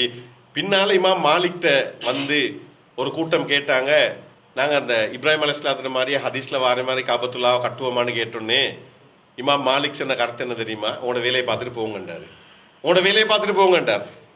இதை செய்ய போயிட்டு சமூகம் பிளவுபடப்படாதுன்னு தான் ரசூலுல்லாஹ் இது செய்யல. ரசூலுல்லாஹ் செய்ய இயலாத விஷயம் ஒன்று இல்லையே. எனவே நீங்க இதை செய்ய போவானம், உன வேலையை பார்த்துட்டு போங்கன்னு சொல்லி விரட்டி விட்டாரு. அப்ப என்ன செல்ல வந்தா அதோட விளைவு எப்படின்னா பாருங்க, எல்லாத்துலயும் ஹைரிக்கிறேன்னு சொல்லுவோமே. இப்ப பாருங்க, வெளிநாட்டுல இருந்து முக்கியமான ஆக்கள் வந்தா, ஜனாதிபதிமார் மன்னர்மார் வந்தா தான் அந்த கீயால கஅபத்துல்லா திறந்து உள்ளுக்குள்ள தொழுவது சான்ஸ் கிடைக்கும். ஆனா இந்த சம்பவம் நடந்ததால எங்களுக்கும் அல்லாஹ் தஆலா அந்த சான்ஸை வச்சிருக்கிறான். உங்களுக்கும் கஅபத்துல்லா உள்ளுக்குள்ள தொழுத நன்மை கிடைக்கும். எந்த இடத்துல தொழுதா? அந்த ஹிஜ்ர் இஸ்மாயில் அந்த அறவட்டம் உண்டிக்குதே அது உள்ளுக்குள்ள. எனவேதான் நீங்க அந்த இடத்துல துறக்க சான்ஸ் கிடைக்கும் சான்ஸ் ட்ரை பண்ணி அங்கேயும் தொழுவுங்க. இதுவும் ஒரு முக்கியமான ஒரு விஷயம். அப்ப ஐநா தொழுகிற நேரம் 1 லட்சமா மாறுதுதானே. இதுல இன்னொரு விஷயம் சொல்லுவாங்க இமாம்கள் என்னண்டா, இது 1 லட்சம் தொழுகையை செல்லியிருந்தாலும் நீங்க செய்யற எல்லாத்துக்கும் 1 லட்சமா அல்லாஹ் தஆலா தாரத்துக்கு போதுமானவன். எனவே சதக்காலையும் 1 லட்சம் உங்களுக்கு கிடைக்கும். சரியா? எனவேதான் நீங்க இன்னொரு விஷயம் செய்யணும் என்னண்டா, இப்ப இதை இங்க கட்டாயம் ஞாபகப்படுத்த வேண்டிய விஷயம் என்னண்டா, எங்கட ஹஜ்ஜிக்கு போற ஆட்கள் இப்படித்தான் வசதி இருந்தாலும் அங்க போயிட்டு ஒரு பிச்சைக்கார லெவலுக்கு போயிட்டுருவாங்க. நான் ஃப்ரேங்கா பேசுறது. ஏன்னா அங்க சில சாமான் ஃப்ரீயா கொடுப்பாங்க. அந்த ஃப்ரீயா கொடுக்குற கூட்டத்துக்குள்ள பெரிய பெரிய ஆக்கள்லாம் போயிட்டு ஃப்ரீயா எடுக்கிறதுக்கு போலில நிற்பாங்க. அதை நான் செலவழிச்சு அல்லாவுக்காக தியாகம் செஞ்சு போறேன், நானும் செலவழிக்கிற ஆளா மாறணும் இல்லாம அந்த கூட்டத்துல போயிட்டு போலில நின்று எடுக்கிற ஆளா இருக்கிறதுக்கு வெக்கப்படணும். கிடைச்சா எதுவும் எடுக்க வாடணும்னு சொல்லல. ஆனா நான் இப்ப செலவழிக்கிறேன். எனவேதான் இப்ப நான் சும்மா ஒரு கணக்கு கொண்டு செல்றேனே, ஒரு ரியால் எவ்வளவு? இப்ப ஒரு ரியால் எவ்வளவு? 85. ரைட். நீங்க ஒரு ரியால் கஅபத்துல்லா உள்ளுக்குள்ள ஒரு ஆளுக்கு கொடுத்தாங்க, சதக்கா செஞ்சுங்க. ஒரு ரியால் 86 ரூபான்னு தானே கணக்கு போட்டுருங்க. ஆனா சரியான கணக்கு என்ன? சரியான கணக்கு என்ன? 1,00,000 ரியால். 1,00,000 ரியால்னா இப்ப என்ன? 86 லட்சம். அப்படியா? 86 லட்சம். நீங்க 86 லட்சம் கையில இருந்தா எப்படி யோசிப்பாங்க? எப்படி யோசிப்பாங்க? இப்ப கொஞ்சம் ரியால் சின்ன தாள்ல மாத்திக்கிற, 1 ரியால் 5 ரியால் 10 ரியால்ல மாத்திட்டு நீங்க யாருக்கு சதக்கா கொடுக்குறேன்னு யோசிப்பாங்க. அப்படித்தானே? அங்க வேலை செய்யற ஆக்கள் இருக்கிறாங்க, அந்த யூனிஃபார்மோட இருப்பாங்க, விலங்கு லேடிஸ்லயும் இருப்பாங்க, ஜென்ஸ்லயும் இருப்பாங்க. அந்த ஆக்களுக்கு சின்ன சம்பளம் தான். உண்மையில அவன் சின்ன சம்பளத்துக்கு வேலை செய்யற அவங்களுக்கு கொடுக்கலும் தாராளமா. இத மாதிரி நீங்க வெளியிலையும் சிலரை கொடுக்கலும் கஷ்டத்துல இருக்கிற ஆக்கள் இருப்பாங்க. எனவே தாராளமா நீங்க ரைட், நீங்க ஒன்று எடுக்கிறத விட நானும் ஒன்றை வாங்கி கொடுக்கலுமா? இங்கே அந்த பெக் கொண்டிருக்கிறேன்னா ஃபீஸபில் பெக் அப்படி உண்டிக்குதா? ஃபீஸபில் பெக்கெல்லாம் வாங்குறதுக்கு தான் சதக்காக்கு பெக் பண்ணி வச்சுக்கிறாங்க. சொந்த சல்லிக்கு வாங்கி கொடுக்கலுமா அதை? அப்ப எனவே அப்படி நாங்க யோசிச்சா சதக்கா ஏன்னா பாருங்க, 1க்கு 1,00,000 எங்களுக்கு சம்பாதிக்கிறதுக்கான சந்தர்ப்பம். இதே விஷயத்த நீங்க மஸ்ஜித் நபவி போனாங்கண்டா அங்க 1க்கு 1000 கிடைக்க போகுது. எனவேதான் இதெல்லாம் நாங்க டார்கெட் பண்ண வேண்டிய முக்கியமான விஷயங்கள். எனவே அல்லாஹ் தஆலா இந்த விஷயத்துல பரக்கத் செய்யணும். அதோட நீங்க ஜியாரத் போறதுக்கான சந்தர்ப்பம் கிடைக்கும். ஜியாரத்ல பல இடம் பாக்குறதுக்கு கூட்டு போவாங்க உங்களை. சரியா? மக்காலையும் சில இடங்களுக்கு போவாங்க, மதீனாலையும் போவாங்க. மதீனால முக்கியமான ஒரு இடத்தை மட்டும் ஞாபகப்படுத்துறேன். மஸ்ஜித் குபா கேள்விப்பட்டீங்களா? மஸ்ஜித் குபால நீங்க 2 ரக்காத் தொழுதா ஒரு உம்ராக்கு சமன். இப்ப மஸ்ஜித் குபாக்கு போனா அப்ப நீங்க என்ன செய்யணும்? மஸ்ஜித் குபாக்கு போனா ஏன்னா அதுதான் ஃபெஸ்ட் கட்டப்பட்ட பள்ளி ரசோஸ்மான கையால விளையினா மஸ்ஜித் குபா. இதுல நீங்க 2 ரக்கா தொலை போற நேரம் உங்களுக்கு 2 எத்தனை ரக்கா தொலை கிடைக்க தொழுதுக்க பாருங்க. ஏன்னா 2 ரக்காத் ஒரு உம்ராக்கு சமன். இது ஒரு முக்கியமான ஒரு சந்தர்ப்பம். இதை மிஸ் பண்ணிடவானம். இது நீங்க செய்ய வேண்டிய இபாதத்துகள்ல நாங்க ஞாபகப்படுத்தின முக்கியமான சந்தர்ப்பம். இதுல இன்னொரு விஷயம் என்னண்டா, ரைட், உங்களுக்கு இன்னொரு சப்ஜெக்ட் கொண்டு வரும். நீங்க கட்டாயம் நோட் புக் கொண்டு எடுத்துங்க. நோட் புக் கொண்டு இந்த சின்ன புக் கொண்ட கட்டாயமோட புக் இந்த பேக்லயோ பாக்கெட்லயோ போட்டுங்க. ஏன் காரணம் அப்படி சொல்றேன்டா, இப்போ உங்களை பார்க்க வருவாங்க ஹஜ்ஜி போறேன்னு. ஹஜ்ஜி போறேன்னு பார்க்க வந்தா செல்லுவாங்க என்ன, துவா செய்யுங்க துவா செய்யுங்க துவா செய்யுங்க. ரைட், இன்ஷா அல்லாஹ் இன்ஷா அல்லாஹ் இன்ஷா எல்லாரும் அப்படித்தான் இன்ஷா அல்லாஹ். கடைசிக்கு யார் யார் என்ன செஞ்சு தெரியாதானே. அதுக்கப்புறம் டோட்டலா ஒரு பல்க் ஒரு அடி ஒன்று அடிக்கிறேன்னா எப்படி? யார் யாரெல்லாம் என்கிட்ட கேட்டாங்களோ அவனோட துவா எல்லாம் கபூலாக்குன்னு சொல்லி இது ஒரு ஏமாத்து வேலை தானே. எனவேதான் ஏன் செல்றேன்டா நோட் பண்ணீங்க. ரைட் பேர் சிலர் ரகசியமா உங்கள்ட்ட சில விஷயங்களை செல்லுவாங்க, ரகசியமா என்கிட்ட காய்ச்சிக்கிறாங்க. அப்ப நான் சிலர்கிட்ட போக முந்தைய செல்ல ரைட் நீங்க எழுதித்தாங்களே, அவர்கிட்ட எழுதித்தாங்க, என்கிட்ட செல்லையிலதான் நீங்க என்னன்றதை எழுதித்தாங்க. ரைட், அப்ப எழுதி என்ன தந்திக்கிறாங்க, நான் அதை நோட் பண்ணிக்கிறேன். எழுதி எடுத்து நோட் பண்ணி எழுதித்தாங்க. உங்களுக்கு எப்படி துவா செய்யணும் அப்ப நான் நோட் பண்ணிக்கிறேன். நோட் பண்ணி பேரை நோட் பண்ணி என்னன்றதை நோட் பண்ணி அந்த பேரை சொல்லி கேட்கறது. ஏன்டா ஏன் நீங்க எனக்கு இதை ஞாபகப்படுத்துறேன்டா, நீங்க இப்ப இலங்கையில இருந்து கிட்டத்தட்ட 2500-3000 பேர் போறேன்னு வைங்களே. இலங்கையில மொத்த முஸ்லீம்கள் இன்னைக்கு 20 லட்சம் 20 லட்சம் பேருக்கும் போகலாது. ஏன்னா காபத்துள்ளால போயிட்டு எல்லாருக்கும் துவா கேட்கல, மஸ்ஜித் நபவியில போயிட்டு எல்லாருக்கும் துவா கேட்கறதுக்கு சான்ஸ் இல்ல. நீங்க இந்த 2500-3000 பேர் தான் பிரதிநிதியா போறங்க. எனவே எங்கட பிரதிநிதின்ற வகையில உங்கள்ட்ட வந்து சொல்றாங்க எங்களுக்காக இந்த துவாவை கேளுங்கன்னு சொல்லி. எனவே உங்களுக்கு கடமையா மாறுது. அதை கட்டாயம் நோட் பண்ணி கொண்டு இந்த வேலையை செய்யறதுக்கு முயற்சி செய்யுங்க. இது நீங்க அடுத்தது செய்ய வேண்டிய ஒரு முக்கியமான ஒரு விஷயம். அடுத்தது இன்னொரு சப்ஜெக்ட் சொல்லிக்கிறேன்னா, இந்த ஒருத்தர் வந்தாராம் ஹஜ்ஜி போயிட்டு வந்து அவர் தொழுகிறதும் இல்லை, நோவு பிடிக்கிறதும் இல்லை, ஒன்றும் இல்லை.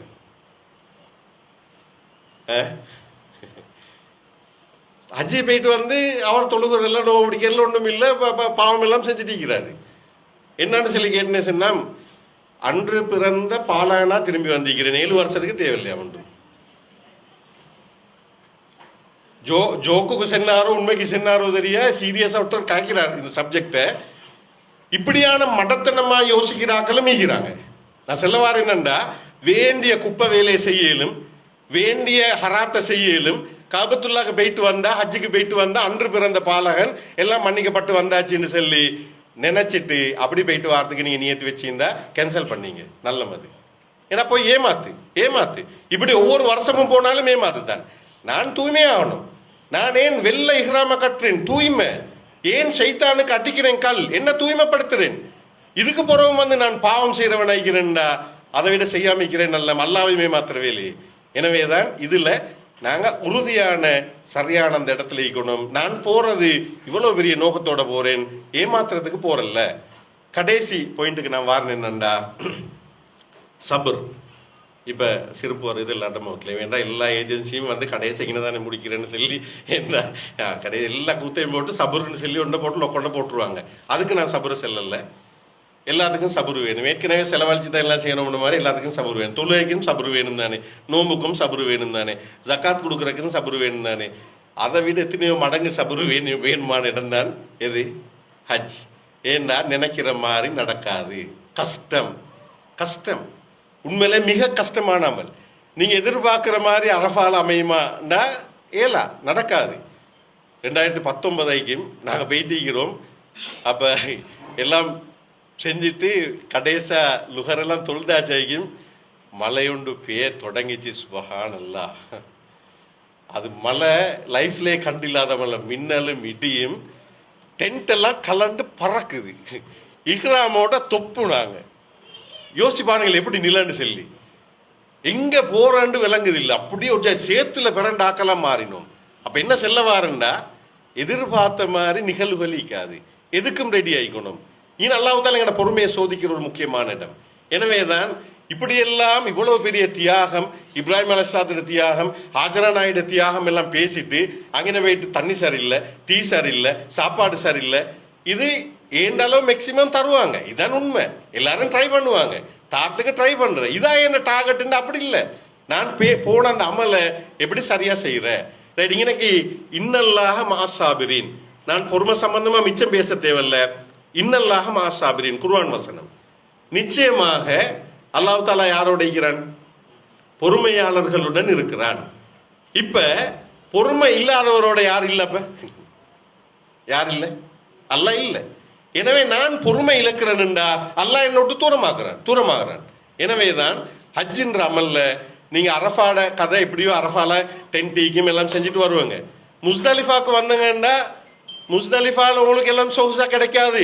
ரோட்ல படுக்கணும், கல்லுல படுக்கணும். ஏன்னா அப்படித்தான் நீக்கிறது. ஏன்னா அவ்வளவு பெரிய தியாகம் செஞ்ச ஒரு இதுல அங்கே உங்களுக்கு சொகுசா எதிர்பார்க்கலாம். பெட் கிடைக்காது, மெட்ரஸ் கிடைக்காது, ஒரு பொட்டியை விரிச்சு போட்டு படுக்க வேண்டி வரும். அது மாதிரி மினால போயிட்டு நீங்க தங்குற நேரம் சொகுசா எல்லாம் அமையாது, கஷ்டம் உண்டிக்கும்.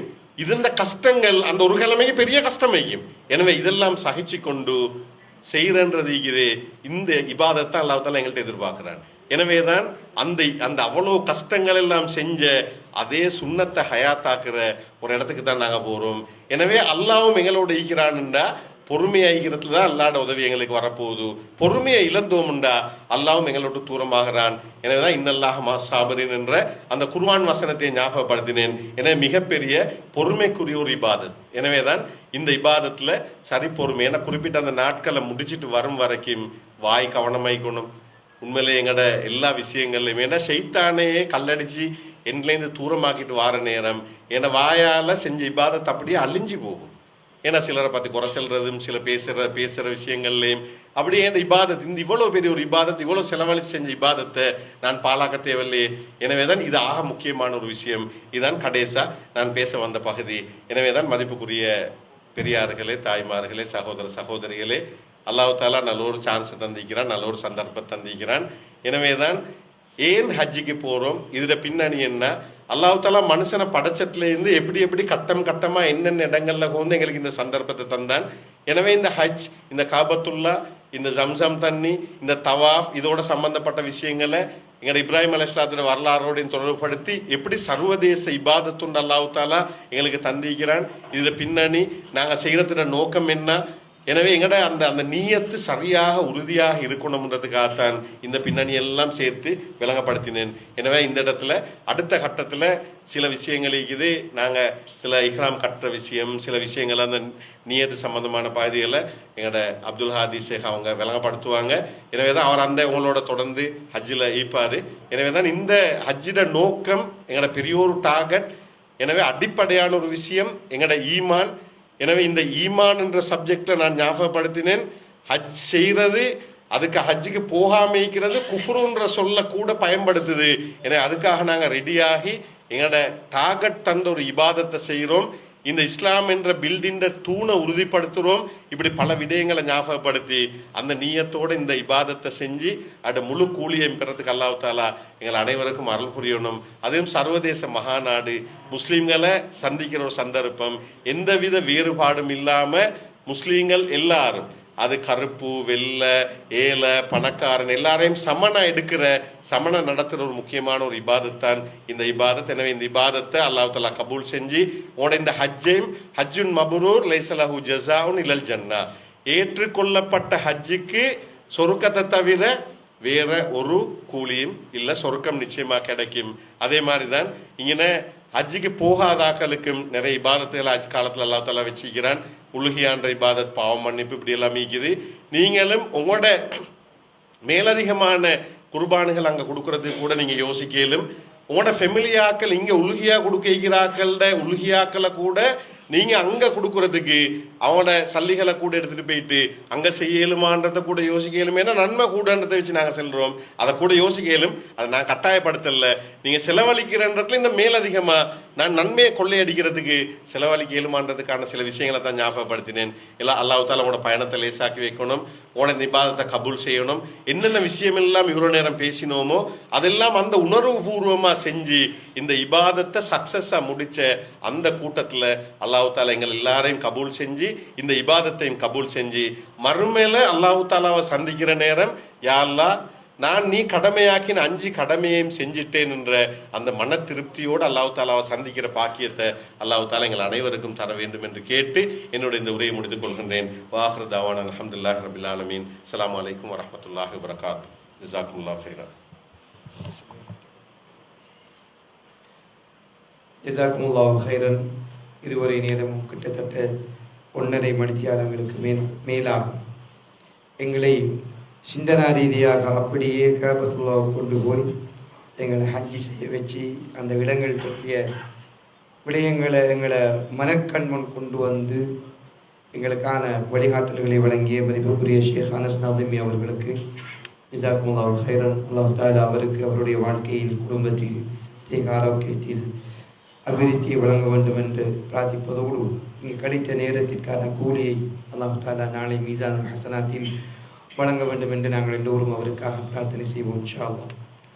அடுத்ததாக எமது நிறுவனத்தினூடாக இம்முறை ஹஜ்ஜுக்கு செல்ல இருக்கின்ற ஹாஜிகளுக்கான வாழ்த்துறை ஒன்றை வழங்குவதற்காக அகில இலங்கை ஜம்மியத்துல் உலமாவினுடைய அக்கரைப்பற்று கிளை வருகின்றிருக்கின்றார்கள். அக்கரைப்பற்று ஜம்மியத்துல் உலமாவினுடைய உப செயலாளர், அக்கரைப்பற்று ஜக்காத் நிதியத்தினுடைய உபதலைவர் எமக்கு பல வகையிலும் பல ஒத்துழைப்புகளை வழங்கியிருக்கக்கூடிய மதிப்புக்குரிய ஷேக் இஸ்ஸம் அபுல் காசிம் அல் அஸ்ஹரி அவர்களை எமது ஹாஜிகளுக்கான வாழ்த்துறையை வழங்குவதற்காக அன்போடு அழைக்கின்றோம்.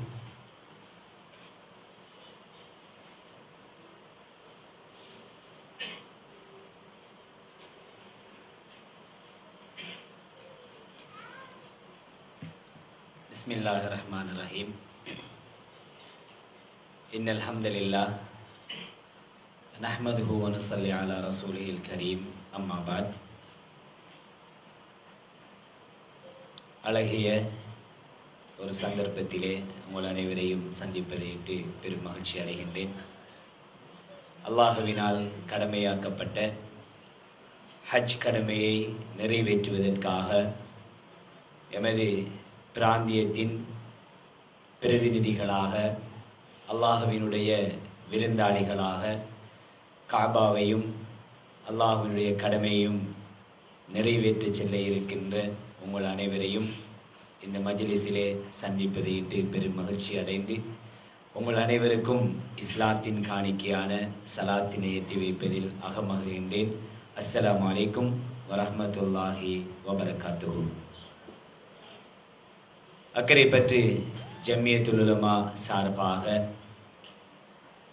இவ்வருடம் எமது பிராந்தியத்திலே இருந்து ஹாதி டிராவல்ஸ் ஊடாக ஹஜ் கடமையை நிறைவேற்ற இருக்கின்ற உங்கள் அனைவருக்கும் அக்கரைப்பற்று ஜம்மியத்துல் உலமா சார்பாக மனமார்ந்த வாழ்த்துக்களையும் பாராட்டுக்களையும் தெரிவிப்பதையிட்டு பெருமகிழ்ச்சி அடைகின்றேன். அல்ஹம்துலில்லாஹ்.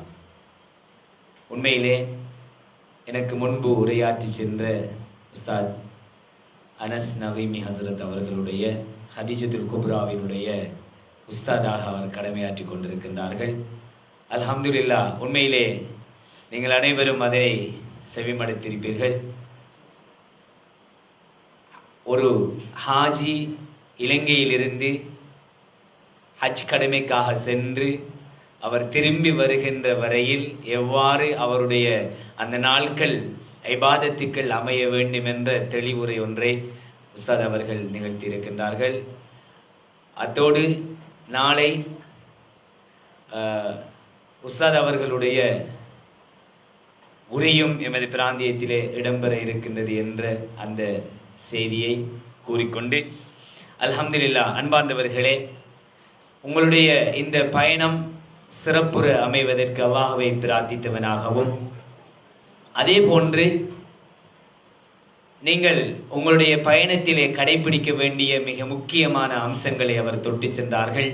அதிலே இஹ்லாஸ், இறையச்சம், பிரார்த்தனை, சபர் போன்றவற்றை நீங்கள் கடைபிடிப்பீர்கள். அல்ஹம்துலில்லாஹ், குறிப்பாக பிரார்த்தனைகளின் போது எமது ஊரையும் எமது ஊரினுடைய உலமாக்கள், எமது ஊரினுடைய மாணவ செல்வங்கள், எமது ஊரிலே பரந்து காணப்படுகின்ற பாவச் செயல்கள், எமது மாணவ செல்வங்களுடைய கல்வி, அவர்களுடைய வளர்ச்சி, குறிப்பாக வாலிபர்கள், அவர்களுடைய முன்னேற்றம், அவர்கள் சமூகத்துக்காக ஆற்ற வேண்டிய சமூக பணிகளை, பொறுப்புகளை எமது வாலிபர்கள் எடுத்து நடக்க வேண்டும் என்ற பல வகையான விடயங்களை உஸ்தாத் அவர்கள் கூறியது போன்று உங்களுடைய நோட் புக்குகளிலே அவற்றை நீங்கள் பதிவு செய்து கொள்ளுமாறு அன்பாக கேட்டுக்கொள்வதோடு, உங்களுடைய குடும்ப உறவுகள், உங்களுடைய அயலவர்கள், உங்களுடைய நட்பு வட்டாரம் போன்றோர்களையும் உங்களுடைய பிரார்த்தனைகளில் சேர்த்து கொள்ளுமாறு அன்பாக கேட்டுக்கொள்வதோடு, எமது ஊரினுடைய அபிவிருத்திக்காக, எமது ஊரினுடைய பரக்கத்துக்காக, வியாபாரத்திலே பரக்கத், விவசாயத்திலே பரக்கத், இப்படி பல வகையான ஊர் சார்ந்த விடயங்களை உங்களுடைய பிரார்த்தனைகளில் சேர்த்து கொள்ளுமாறு அன்பாக பணிவாக கேட்டு, இந்த சந்தர்ப்பத்தை வழங்கியமைக்காக அக்கறை பற்றி ஹாதி டிராவல்ஸ் உரிமையாளர்களுக்கும் அதனை வழிநடத்துகின்ற எங்களுடைய அஷேக் அப்துல் ஹாதி நொதிமி அவர்களுக்கும் மனமார்ந்த நன்றிகளையும் வாழ்த்துக்களையும் தெரிவித்து விடைபெறுகின்றேன். وآخر دعوانا أن الحمد لله رب العالمين والسلام عليكم ورحمة الله وبركاته. ஜஸாக்குமுல்லாஹு ஹைரன். இதுவரைக்கும் எமது ஹாஜிகளுக்கான வாழ்த்துரைகளை வழங்கிய அக்கறை பற்று ஜமியத்துல் உலமாவினுடைய உபசெயலாளர் மதிப்புக்குரிய ஷேக் இஸ்லாம் அபுல் காசிம் அஸ்ஹரி ஹஸரத் அவர்களுக்கு ஜஸாக்குமுல்லாஹு ஹைரன். அடுத்ததாக எங்களோடு எமது நிறுவனத்தினுடைய படிப்பாளர் மதிப்புக்குரிய சுபைல் முகமது அவர்கள் சில விடயங்களை உங்களோடு உரையாடுவார். அஸ்ஸலாமு அலைக்கும் வரஹ்மத்துல்லாஹி வபரகாத்து. எங்களோட ப்ரோக்ராம் இன்றைக்கு 9 மணிக்கு ஸ்டார்ட் ஆகி லஞ்சோட முடியும் சொன்ன லஞ்சண்டா 12:30 மாதிரி. ப்ரோக்ராம் ஸ்டார்ட் ஆகிறது கொஞ்சம் டிலே ஆனதால் என்னோட ஷெட்யூல் அப்படியே கொஞ்சம் டிலே ஆகி போகுது. நான் அவசரமாக முடிக்கிறேன். அல்ஹம்துலில்லாஹ், இந்த வருடம் 2026 ஹஜ்ஜிக்காக ஹாதி டிராவல்ஸ் நிறுவனத்தை தெரிவு செய்தமைக்கு முதல் கண் எனது நன்றியை தெரிவித்துக் கொள்கிறேன். இப்போ எங்களை சேர்ந்து வாராக்கள் இதில் போகிறதுக்கு நேரத்தோடு ஒரு 52 பேர் இந்த குரூப்பில் போகிறதுக்கு ரெடியாக இருந்தார்கள். துரதிர்ஷ்டவசமாக இந்த முறை ஸ்ரீலங்காவில் அமுல்படுத்தப்பட்ட அமானா பேங்க் சிஸ்டம், அதாவது அது இன்றைய காலத்துக்கு தேவையான ஒரு கட்டமாக அமைஞ்சிச்சு. எப்படி என்றால், இந்த ஹஜ் ப்ராசஸை செய்கிறது சவுதி ஹஜ் மினிஸ்ட்ரி, அது கம்பெனிகள் ஊடாகத்தான் செய்யும். இப்போ நாங்கள் கம்பெனிகளாக உங்களை இப்படி கூட்டிக்கு போகிறோமோ, நாங்கள் என்ன செய்யணும், அங்கே இருக்கிற ஒரு சர்வீஸ் ப்ரொவைடர்னு சொல்கிறோம், எஸ்பிசி சர்வீஸ் ப்ரொவைடர் கம்பெனியோட அவங்கள்ட்ட தான் சர்வீஸை நாங்கள் எடுத்துக்கொள்ளலாம். இது கவர்மெண்ட்டுக்கு வர கோட்டாவாக இருந்தாலும் கவர்மெண்ட் ஆப்ரேஷன் செய்கிறது சவுதியிலே. ஆகவே அப்போ எங்களுக்கு அந்த விஷயத்தை இன்னொரு கம்பெனியை சூஸ் பண்ணணும்ங்கிறதுக்குரிய ரெகுலேஷன்ஸ் எல்லாம் சவுதி கவர்மெண்ட் தரும். அந்த வகையில் ஒரு காலமும் இல்லாத மாதிரி ஹஜ்ஜிக்கு 3 மாதங்களுக்கு முன்ன ஹஜ்ஜுடைய வீசாவை இஷ்யூ பண்ணணும் என்று சொன்ன சட்டத்திட்டத்தை கொண்டு வந்துட்டாங்க. ஒரு காலமும் இப்படி இருக்கல. அதனால் இங்கே ஸ்ரீலங்காவில் ஹஜ் முகவர்களை செலக்ட் பண்ணவும் இல்லை. அதுக்கு ஒரு பொறிமுறை ஒன்று இருக்கு. ஹஜ் கைட்லைனில் ஒரு ஆப்ரேட்டரை இன்டர்வியூ பண்ணணும், தெரிவு செய்யணும், அதுக்கு பிறகு கோட்டா வழங்கணும், அதுக்கு பிறகு தான் ஹாஜிமாரை சேர்க்கணும், அதுக்கு பிறகு தான் ப்ரொசஸை ஸ்டார்ட் பண்ணணும் புக்கிங்கு. இப்போ இந்த மாதிரி சப்ஜெக்ட் ஒன்றுமே நடக்காததால் இந்த கேம்ப் ஃபீ, அதாவது மினா, அரஃபா அந்த இடங்களில் கூடாரமிக்கு தானே, அந்த கூடாரங்களுக்குரிய புக்கிங்ஸை வந்து நேரத்தோடைய முடிக்கணும். முடித்தாதான் அடுத்த கட்ட ஹோட்டல் புக்கிங்ஸ் செய்ய இயலும் என்று சொல்லி ஒவ்வொரு டைம் லைன் தந்தாங்க. அந்த டைம் லைனில் கடைசியாக வீசா இஷ்யூவன்ஸ் டேட் வந்து மார்ச் மாதம். அப்போ யார் செலக்டட் ஆப்ரேட்டர்ஸ் என்று தெரியாமல் ஹாஜிமார் எப்படி போவாங்க? அதனால் அமானா பேங்க் ஊடாக ஹஜ் கமிட்டி 7.5 லட்சம் ரூபா காசை டிபாசிட் பண்ண சொல்லி ஓன் அக்கௌண்ட்டில், அதுக்கு பிறகு அவங்க டிபாசிட் பண்ணவங்களுக்குரிய எலிஜிபிலிட்டியை கொடுத்து அவங்கள சூஸ் பண்ண சொல்லி அந்த ப்ராசஸை இந்த வருஷமே ஸ்டார்ட் பண்ணேன். அதனால் எங்களோட சேர்ந்திருந்த மிச்சம் பேர் நார்மலாக ஹஜ்ஜிக்கு ரெடி ஆகிற ஆக்கள் போகிறதுக்கு ஒரு 2-3 மாதத்துக்கு முன்னுக்கு தான் ரெடி ஆவாங்க. எங்களோட ஊரை பொறுத்தளவில், எங்களோட பிராந்தியத்தை பொறுத்தளவில் வெள்ளாமை செஞ்சு அதில் வர அறுவடைக்கு போகிறது தான் இது ஸ்டார்ட் ஆகும். அது இந்த வருஷத்தில் இருந்து இல்லாமல் அல்லாக்கப்பட்டிருக்கிறங்கிறது தான் உண்மையான செய்தி. இது எங்களுக்கு மக்கள் முன்னுக்கு போய் மக்கள் மயப்படுத்தல. ஏன்னா நாங்கள் ப்ரொமோஷன் செய்யலை. என்னென்னா ப்ரொமோஷன் இந்த சென்ஸ் அந்த இதை ஆக்களுக்கு விளங்கப்படுத்தல, அவேர்னஸ் ஒன்று கொடுக்கல எங்களுக்கு. ஏனெண்டா ட்ராவல்ஸ் வந்து அவங்க பிஸ்னஸ் ஓரியன்டாக தான் இருப்பாங்க, ஏன் அப்போ இவ்வளோ காலத்துக்கு முன்னே கேட்காங்கன்ற ஒரு குற்றச்சாட்டு வருமன்றதுக்காக நாங்கள் ஹஜ் கமிட்டியோட இணைஞ்சு அவங்கள ஹஜ் கமிட்டியே செல்ல சொன்னோம். அவங்க மாஷா அல்லா அந்த விஷயங்களை சொல்லி குறுகிய காலத்துக்குள்ளே 3500 பேரும் சேர்ந்து முடிச்சிட்டாங்க. 7.5 லட்சம் ரூபா கட்டிட்டாங்க. துரதிருஷ்டவசமாக எங்களோட சேர்ந்த ஆக்களில் 26 பேர், அதில் 2 நாள் பிந்தின ஆக்கள் 6 பேர், 2 நாள். இப்படி கடைசியாக காசு கட்டினாக்கள் எல்லாம் 30 லட்சம் டிலே. ஏதோ இதில் இந்த ப்ராசஸ் வந்து அல்லாஹ் நாடினவர் தானே அனுப்புவான். இதை நாங்கள் இங்கோட வார 26 பேரையும் தான் நாடி இருக்கிறான் என்று சொல்லி கபூல் செஞ்சு இன்ஷா அல்லாஹ் நாங்கள் இந்த பயணத்தை ஆரம்பித்தோம். இந்த பயணத்தை ஆரம்பிக்கிற நேரம் இதில் 1-2 பேரை தவிர மற்ற எல்லாரும் போன முறை ஹஜ்ஜிக்கு வந்தாக்கள் சிபாரிசு செஞ்சு தான் மிச்சம் பேர் வந்திருக்கிறாங்க. என்று நினைக்கும் போது உண்மையிலேயே நான் மிகவும் சந்தோஷப்படுகிறேன். ஏன்னு சொன்னால் இது நாங்கள் இந்த முறை உங்களுக்கு எல்லாருக்கும் தெரியும், ஓப்பன் கோட்டா சிஸ்டம் என்று சொல்லி ஒன்றை கொண்டு வந்து, போன முறை எல்லாருக்கும் ஒரு குறிப்பிட்ட கோட்டாவை கொடுப்பாங்க. இந்த முறை ஓப்பன் கோட்டா, நீங்கள் விலையை போடுங்கோ, சேவிஸை போடுங்கோ, மக்கள் உங்களை தேர்வு செய்வாங்க என்று சொல்லி ஒரு கன்செப்டை உருவாக்கினாங்க. அப்போ நாங்கள் சில ஹஜ் கமிட்டியோடையும் சில விஷயங்களை முன்வைச்சோம். என்னென்னு சொன்னால் முதன்முறையாக ஹஜ்ஜிக்கு போகிற ஒருத்தருக்கு ஹஜ்ஜில் இருக்கிற சேவிஸ் என்ன, ஹஜ்ஜி எப்படி போகிற, இப்போ ஹஜ்ஜி செய்கிற முறையில் தமத்து, கிரான், இஃப்ராத் அண்டிக்கு தானே, அது இபாதத்தை செய்கிறதுக்குரிய வழிமுறை அல்லாஹ் காட்டி தந்த வழிமுறை. ஆனால் ஹஜ் ஆப்ரேஷன் செய்கிறதுக்கு வழிமுறைகள் கொஞ்சம் மீது. அப்போ எங்களுக்கு சிம்பிளாக எல்லாம் கேள்விப்படி அவ்வல் மதீனா ஆஹிர் மதீனாண்டு, அது இன்னொன்று யூ-டர்ன், அந்த புக்கிங் செய்கிற மெத்தட். சிலவங்க சொல்லுவாங்க எல்லாரும் நாங்களும் கிளாக் டவர், நாங்களும் மதீனா, அது என்ன உங்களுக்கு 20 எல்லாரும் எவ்வளோ நாங்கள் எடுத்துக்கிறோம் 22,80,000 70 75. இது நான் பப்ளிக்காக சொல்கிறேன்டா, யாரும் இப்படி செல்ற விரும்புறல.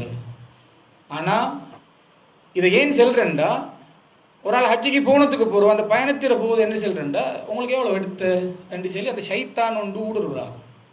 அதை நான் பப்ளிக்காக இந்த சபையிலேயே சென்னா எனக்கு திருப்தி. அப்போ நான் இந்த சபையில் வாக்களிக்கிறது மாதிரி அது. இன்னொருத்தர் வந்து நீங்கள் அவருக்கு குறைச்செடுத்தாமே இவருக்கு குறைச்செடுத்தாமே என்ன குத்தவாளியாக்க மாட்டாங்க. இந்த தைரியமாக எனக்கு சொல்லிடு. முதலாக 23 லட்சம் தான் சென்னோம், எல்லாருக்கும் தெரியும்.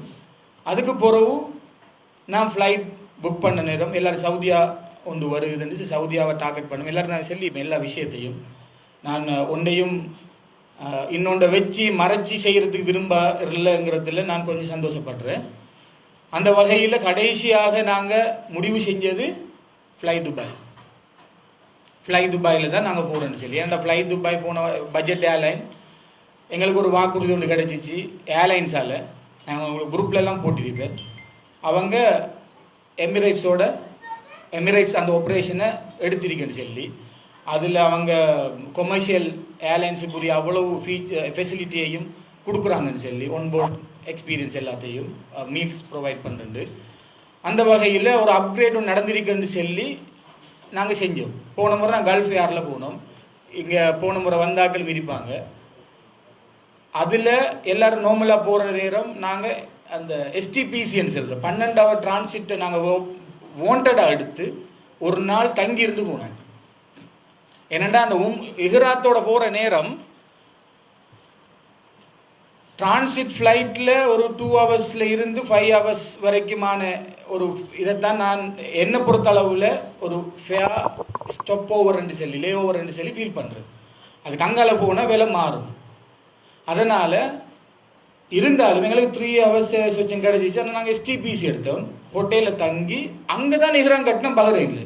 உண்மையில் நாங்கள் எங்கே இஹ்ராம் கட்டணும் இங்கே இருந்து போகிற நேரம் முந்தின காலங்களில் ஸ்ரீலங்கன் ஏர்லைன்ஸ் போகிற நேரம் எலாம்லம்ல கட்டணும்னு சொல்லி எங்களுக்கு அறிவுறுத்துவாங்க. ஃப்ளைட்டில் கட்டுவோம், இல்லாட்டி இங்கேருந்து கட்டிட்டு போய் நீயத்தை புதுப்பிப்போம். இஹ்ராமுங்கிறது நியத், அதுதானே நியத்தான் முக்கியம். உடுப்பு கட்டலைன்னு சொன்னாலும் பிரச்சனை இல்லை, தம்மு கொடுத்தா சரியாயிரும். அதுக்காக அப்படி செல்ல வரல, முக்கியத்துவத்தை சொல்றது. ஆனால் இப்போ இருக்கிற 2019க்கு பிறகு இருக்கிற அவ்வளோ ஏர்லைன்ஸும் எப்படி போகுதுன்னு சொன்னால் ஸ்ரீலங்கன் ஆப்ரேஷனில் இல்லை, சவுதியாவும் இல்லை. சவுதியா இந்த வருஷம் போன வருஷம் ஒரு ஃப்ளைட்டை சார்ட்டர் பண்ணிச்சு. அப்போ எங்களுக்கு ஒரு ஃப்ளைட் சார்ட்டர் ஃப்ளைட் அங்கே போக்குள்ள ஒன்று கேன்சல் ஆனால் என்ன நடக்குமென்ற ஒரு போராட்டத்தில் நாங்கள் அதை எடுக்கல. இந்த முறை 2 ஃப்ளைட்டை சார்ட்டர் பண்ணி நாங்கள் அதை எடுக்கிறதுக்கு தான் இருந்தோம். எங்களுக்கு ஷெட்யூல் மாறுது உண்டு. அடுத்து இன்னொரு ஃப்ளைட்டில் வந்து உங்களுக்கு ரியாத் போய்த்து அவுட் போகிற ஒரு பிரச்சனை ஒன்று வந்துச்சு. அப்போ நாங்கள் அதால் ஃப்ளை துபாய்க்கு மாறினோம். ரைட், இப்போ உலகத்தில் நடக்குது. இப்போ நாங்கள் ஃப்ளை துபாய் எங்கும் சிலவங்க நாங்கள் இதில் போகிறோம், ஏதாவது சவுதியாவில் போகிறோம், நீங்கள் என்ன இதில் போகிறா என்றெல்லாம் கேட்பாங்க. உலகத்தில் போகிற பிரச்சனையை பார்த்தா எப்போ என்ன நடக்கும்னு தெரியாது. இப்போ நாங்கள் உங்கள்கிட்ட எடுத்த காசிக்கு அவ்வளோ புக்கிங்கையும் செஞ்சிட்டோம். வீசா ஒன்று இஷ்யூ ஆகணுமெண்டா என்ற ஐட்னரியில் போகிற நாள் தொடக்கம் வரும் வரைக்குமான அனைத்துக்குமான புக்கிங்கை செஞ்சு முடிச்சிருக்கணும். பேமெண்ட் செஞ்சால் தான் புக்கிங் கன்ஃபார்ம் ஆகும். இதெல்லாம் கன்ஃபார்ம் பண்ணி சொல்லி நுசுக் பிளாட்ஃபார்மில் ஓகே ஆனால் தான் வீசா இஷ்யூ ஆகும். நீங்கள் செல்ல போனால் நீங்கள் எடுத்த காசிக்குரிய அவ்வளோ விஷயத்தையும் முடிச்சாச்சு. இப்போ வீசாவும் வந்துட்டு டிக்கெட்டும் வந்துட்டு எல்லாருக்கும் நான் தந்தாச்சு. அது டிக்கெட் மட்டும் தான் தரல, இஷ்யூ பண்ணி முடிஞ்சாச்சு. இப்போ உலகத்தில் போகிற பிரச்சனையில் ஏதாவது ஒன்று நடந்தால் எங்களுக்கு என்ன நடக்கும்? சவுதியா போகுமா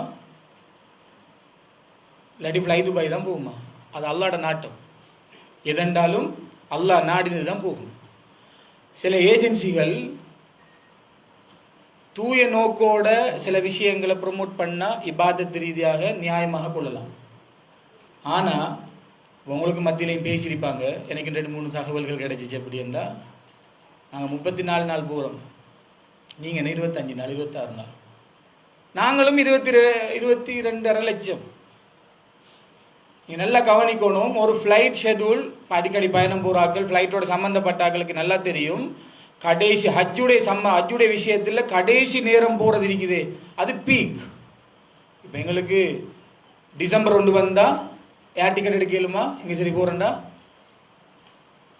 ஒரு 60,000-70,000 போகிற டிக்கெட் எவ்வளோ போகும்? இந்தியாவோட சென்னை டிக்கெட் மேலே போகும். இதெல்லாம் பயணத்தோட சம்பந்தப்பட்டவங்களுக்கு தெரிஞ்சிருக்கும். அப்போ கொஞ்சம் பேருக்கு அது அந்த கருத்து வந்ததாளுக்குரிய நான் பதிலை செல்லணும். 30 நாள், அப்போ ஏன் இவ்வளவு காலம் அந்த 34 நாள் கூட்டிட்டு போகல அவங்க? அப்படி ஒரு கேள்வி கொண்டு வரும் தானே. அது என்னன்னு சொன்னா, ஃப்ளைட் கிடைக்கலண்டா டிலே ஆக ஆக விலை குறவு. துல் ஹஜ் 14க்கு பிறகு 14 ரிட்டர்ன் ஆகிறதுக்கு ஒரு வேலைன்னா 15 போகிறதுக்கு ஒரு வேலை, 16க்கு இன்னொரு வேலை. என்ன சொல்றாங்க தானே எல்லாரும். இப்போ நான் எங்கட ஐட்னரியில் வந்து மக்காவில் 10 நாள், மதீனாவில் 4 நாள். சிலவங்க மதீனாவில் 8 நாள் கொடுப்பாங்க, 40 வகை தொழணும்னு சொல்லி, இல்லாட்டி நரக விடுதலை கிடைக்காதுன்னு சொல்லி. அது ஒரு லைஃபான ஹதீஸ். இப்போ கைடுகளுக்கான ப்ரோக்ராம்லேயும் அந்த கல்விகள் முந்த நாள் கேட்கப்பட்டு ஜமியத்துல் உலமாவில் கொடுக்கப்பட்ட ஃபத்துவா அர்க்கம் நூறாமி ஷேக் சொன்னார். என்னன்னு சொன்னால் அது ஒரு லைஃபான ஹதீஸ். அப்படி சொல்லி தன் ஏஜென்சியை ப்ரொமோட் பண்ணுறது ஹராம் என்று ஃபத்துவா கொடுத்தார். இபாதத்துகளை பற்றி வச்சு ஒருத்தர் ப்ரொமோட் பண்ணுறாருன்ற சரியை செல்லணும். அப்போ இது மாதிரி கொலையாக விஷயங்களை விளங்கப்படுத்தி பொய் சொல்லி ப்ரொமோட் பண்ணுறது ஹராம். அப்போ எங்கட ஃப்ளைட் வந்து எப்போ கடைசி ஃப்ளைட்டில் போகுதோ அதுக்கு விலை கூட. இவங்க நாங்கள் 10 நாள் கொடுக்கோம், இங்கே 4 நாள் கொடுக்கோம், மிச்சம் எங்கே இருக்கிற மக்காவில் 10 நாள் கொடுக்கும். மக்காவில் 10 நாளுங்கிறது என்ன? Clock tower. ஸ்ரீலங்காவில் போகிற கிட்டத்தட்ட 95% எல்லாரும் கிளாக் டவர் தான் கொடுக்குறது. அது ஒரு ட்ரெண்ட், அது மாற்ற இயலாம். ஏனென்றா அதுக்கு பின்னாலேயும் ஹோட்டலுக்கு உம்ரா போகிற நீங்க தங்குற ஹோட்டல்கள் இருக்கு. அதை எடுத்து கேளு, எடுத்த ஒரு 2-3 லட்சம் குறையும். சில ஏஜென்சிகள் கொடுக்குற வேலை அது இல்லையே. கிளாக் டவர் கொடுக்குறாங்களே 18 லட்சம் ரூபாய்க்குண்டா ஒரு 20 பெட்டை புக் பண்ணிட்டு 2-3 நாளைக்கு ரொட்டேட் பண்றது, அதே டீமை ரொட்டேட் பண்றது. இப்போ எங்களுக்கு ஒரு வீசா எடுக்கணுமெண்டா மஸ்ட் என்ன தெரியுமா? கிளாக் டவரோ இந்த மதீனா ஹோட்டலோ இல்லை. எப்போ ஹஜ்ஜி? துல் ஹஜ் 7 இருந்து 13. ஆனால் ஹஜ்ஜிக்காக மக்கா போர்டர் க்ளோஸ் பண்ணுறது எப்போ? துல் ஹஜ் 4, 3 அல்லது 4ஆம் தேதி நைட்டோட எந்த ஃப்ளைட்டும் வராது. அப்போ எங்களுக்கு மக்காக்குள்ளுக்கு போகணும், 3 நாளைக்கு முன்னுக்கு மக்காக்குள்ள இருக்கணும். இதுதான் ரூல்.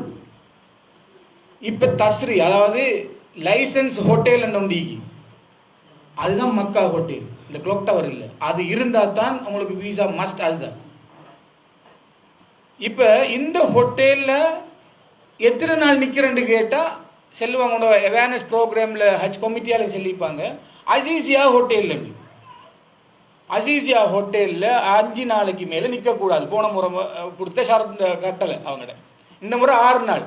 ஏன்னா கொஞ்சம் பேர் அந்த விலை குறைக்கணும் சொன்னா ஃப்ளைட்டை பின்னுக்கு ஆக்கணும். பின்னுக்கு ஆக்கினா கிளாக் டவரில் தாங்க வைக்கிறல. அதே ஹோட்டல், அந்த ஹோட்டல் வந்து நாள் கூட கூடுறதும் இல்லை, நாள் குறைஞ்சா காசு குறையிறதும் இல்லை. ஒரு ஃப்ளட் ரேட். அந்த விலை போட்டால் நீங்கள் எத்தனை நாளும் நிற்கலாம், 30 நாளும் அங்கே நிற்கலாம், 45 நாளும் நிற்கலாம். அதாவது மூசமுல் ஹஜ்ஜுக்குரிய ஹோட்டல், ஹஜ் சீசனுக்குரிய ஹோட்டல். நீங்கள் ஒன்றுக்கும் போகல, மதீனாக்கு போகாமலுக்கும் நிற்கலாம். சரிதானே?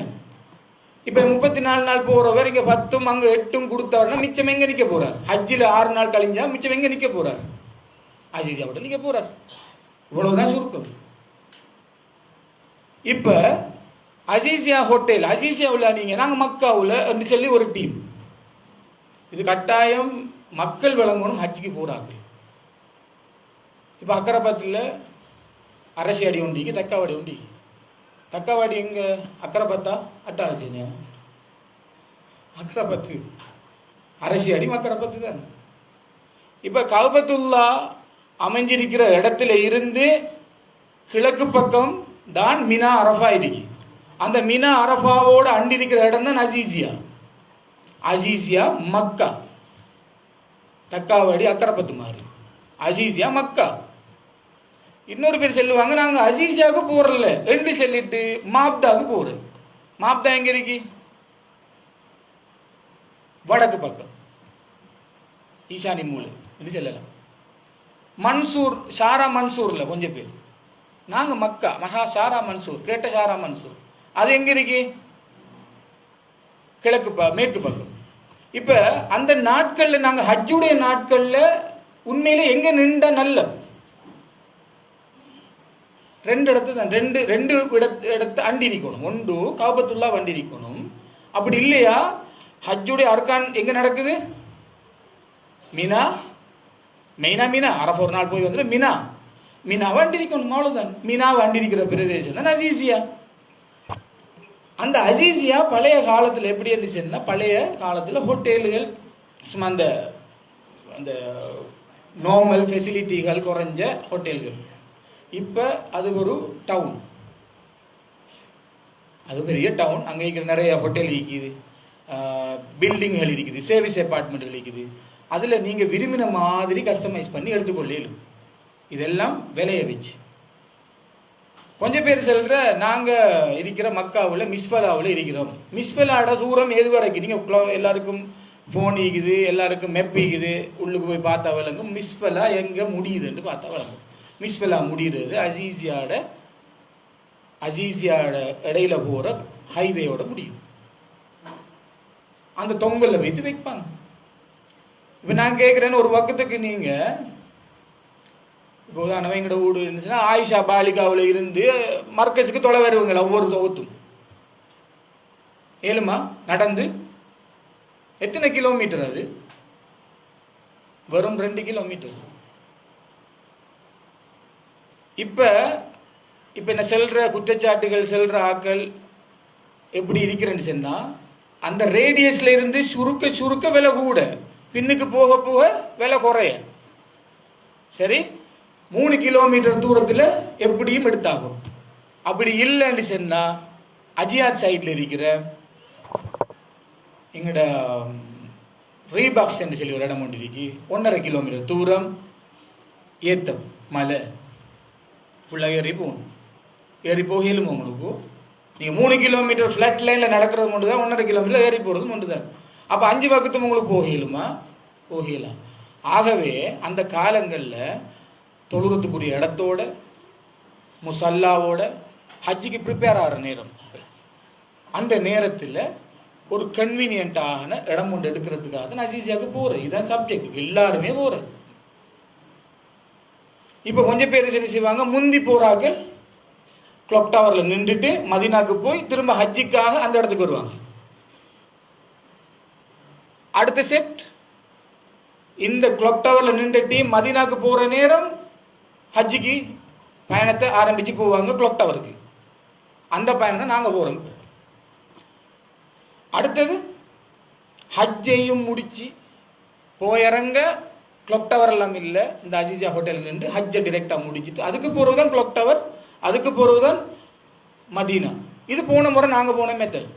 அதில் நான் போன முறை கண்டத்தில் உண்டு.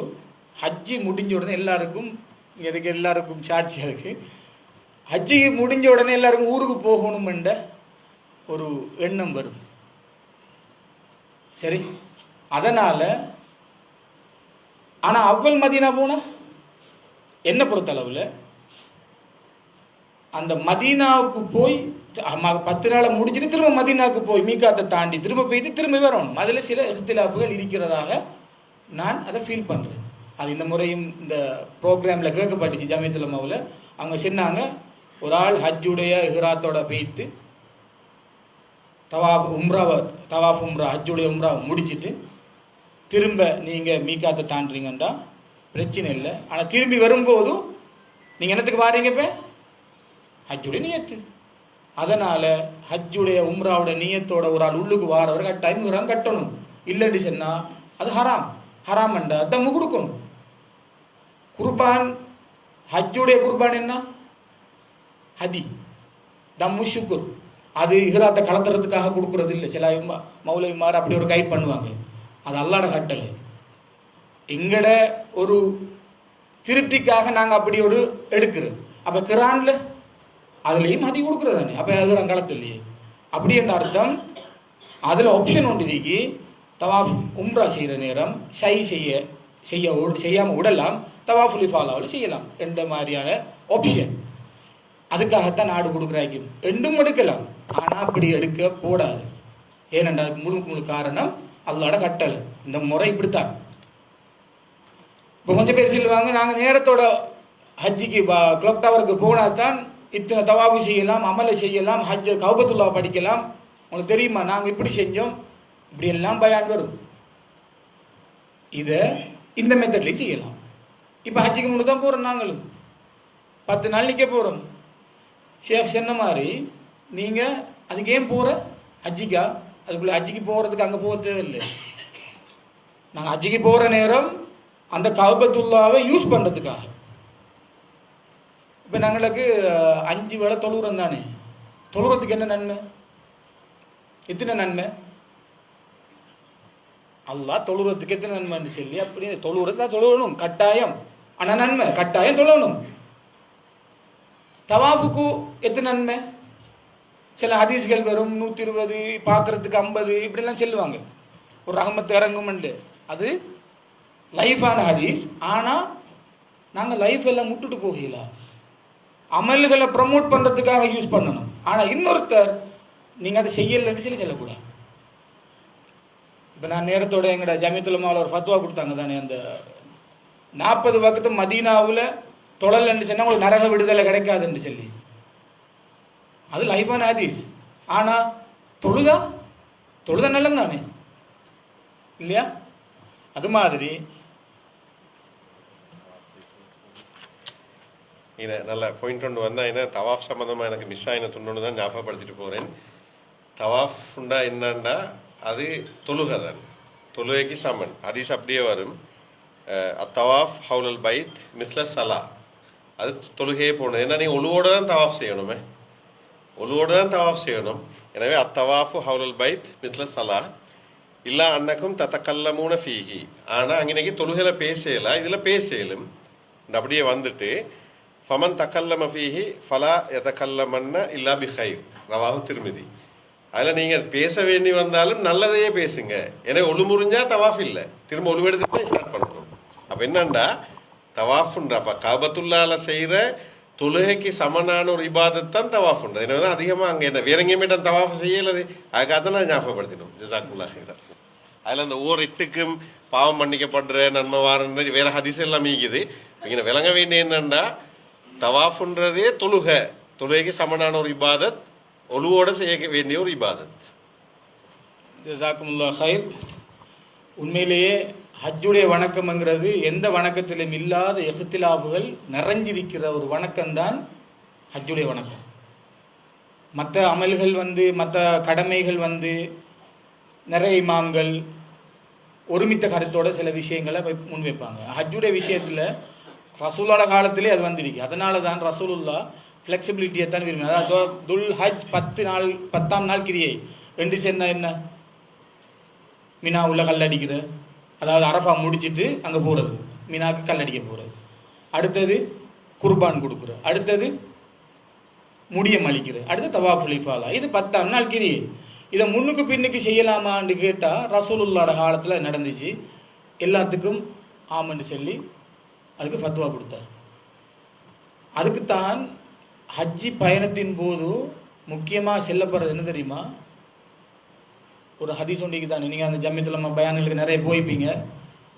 ஜிதால், வீண் விதண்டாவாதங்கள், இதில் ஈடுபடக்கூடாது என்றா பல வகையாக வரும், அமல் ரீதியாகவும் வரும், இப்படியும் வரும், இஹ்ராம் பிரச்சனை வரும். நீங்கள் அப்படி வந்தா அப்போ உங்களோட ஹஜ்ஜி கூடுமா என்று இன்னொரு பாட்டி கேட்கும். நாங்கள் உங்களுக்கு சொல்கிறது என்னன்னு சொன்னால், நாங்கள் விளங்கி கொண்டதை வச்சு இது சரிங்கிறத சரியாக செல்லணுங்கிறதுல இருக்கிறோம். சிலவங்க புற 10 போகிறல்ல, அடுத்தது அது ஒரு சைடு, அதாவது நாங்கள் புற பேசுவோம். அதை சிலவங்க மதீனாக்கு போனது, அவ்வளவு மதீனா போய் திரும்பி வார நேரம் இஹ்ராம் உடுக்காம வார, அதுக்கு ஃபத்வாக்கள் இருக்குது. அதாவது அவ்வல் மதீனா போகிறவங்க ஃபெஸ்ட்டுக்கு ஹஜ்ஜுடைய உம்ராவை செய்கிறதுக்கு போய் செஞ்சு அதுக்கப்புறம் மக்காவில் நின்று திரும்ப மதீனாவுக்கு போகிறது. அப்போ என்ன நடக்குது? மீகாத்தை விட்டு தாண்டுறார், திரும்பி வரும்போது ஹஜ்ஜிக்கு வாரார். ஆனால் ஹஜ்ஜுடைய நியத்தில் இஹ்ராம் கட்டுறதுக்கான கைடன்ஸை கொடுக்குறல்ல, போத்திட்டு வரலாம் என்ற ஒரு பாட்டி. இதுக்கு தான் அந்த ஃபத்வா கொடுத்து. அப்போ இது மாதிரி அது ஏன் செய்கிறல்ல, அது மெயின் அதுதான். அந்த நேரம்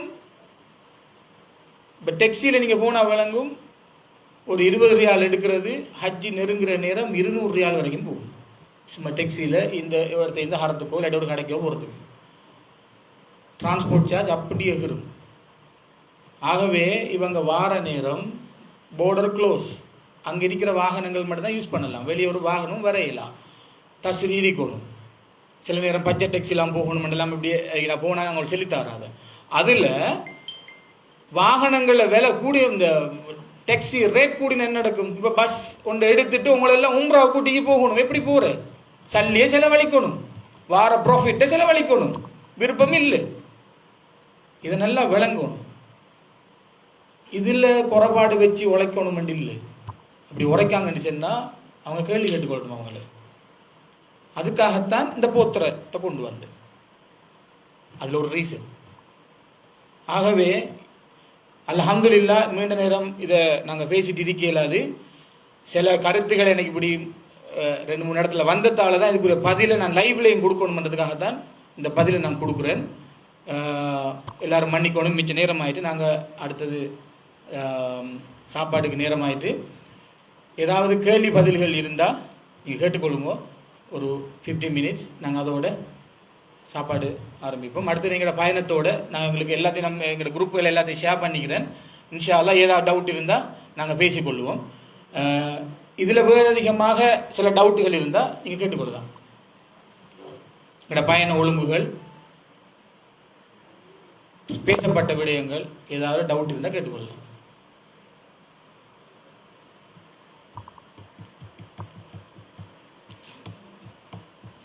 சரி, அப்போ நாங்கள் இன்ஷா அல்லாஹ் முடிச்சுக்கொள்வோம். அதோட இப்போ நாங்கள் போகிற பயணத்தில் எங்களுக்கு சிம் வேணும். நாங்கள் அங்கேயும் சிம் எடுக்கலும். இப்போ ஹஜ் சீசனால் வந்திருக்காங்க, ஏதோ ப்ரொமோஷன் ஒன்று சொல்லி டைம் ஒன்று கேட்டாங்க, வந்து பேசுங்கோன்னு சொன்னேன். வந்திருக்கிறாங்க.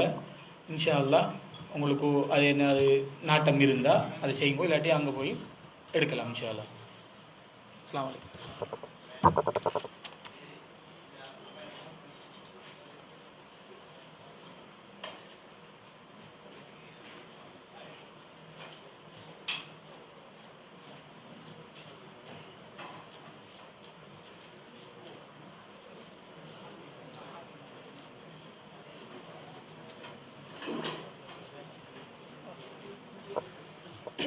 அஸ்ஸலாமு அலைக்கும் வரஹ்மத்துல்லாஹி வபரகாத்துஹு.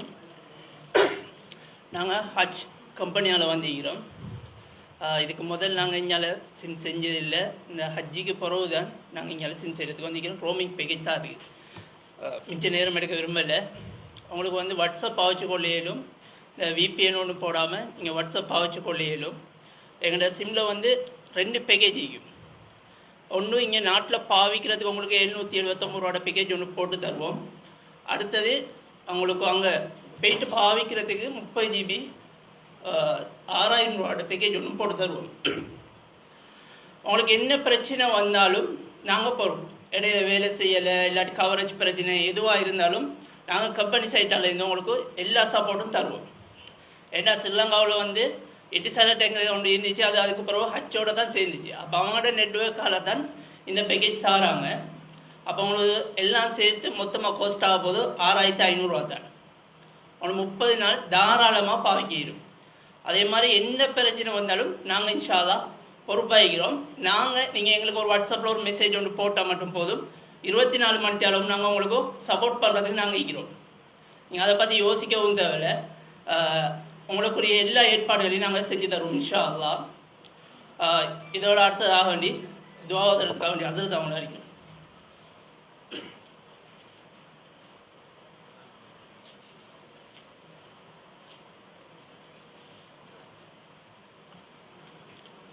الحمد لله رب العالمين يا أول الأولين ويا آخر الآخرين يا ذا القوة المتين يا راحم المساكين يا أرحم الراحمين يا أرحم الراحمين يا أرحم الراحمين اللهم صل على سيدنا محمد النبي الأمي وعلى آله وصحبه وسلم.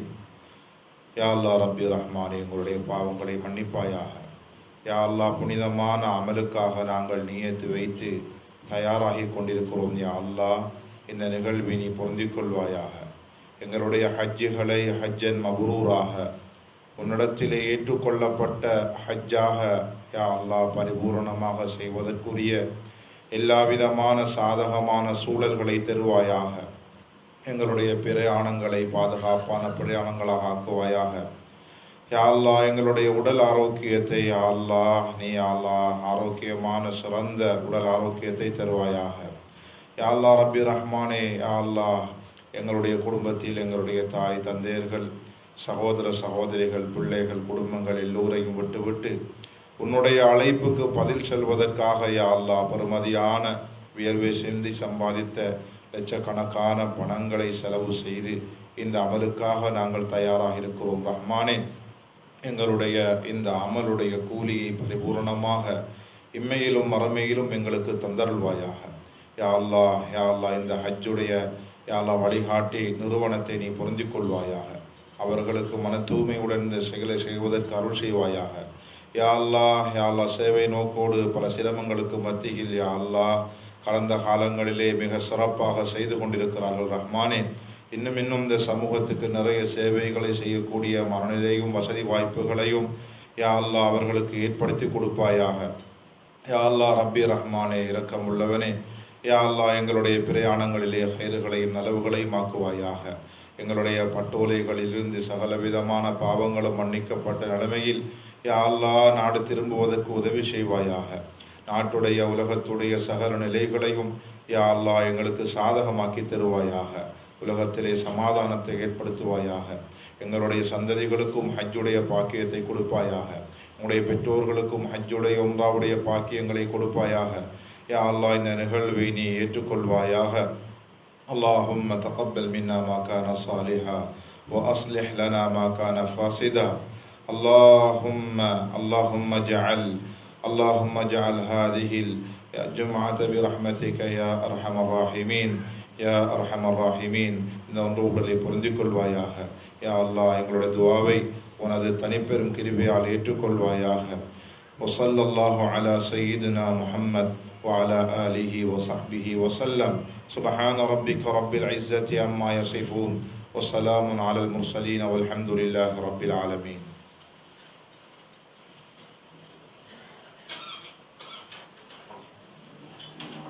இதுவரை துவா பிரார்த்தனை செய்து ஹாபிஸ் நியாசின் அவர்களுக்கும் இந்த நிகழ்வை ஏற்பாடு செய்த கடந்த 33 வருடங்களுக்கு மேலாக ஹஜ்ஜாஜிகளின்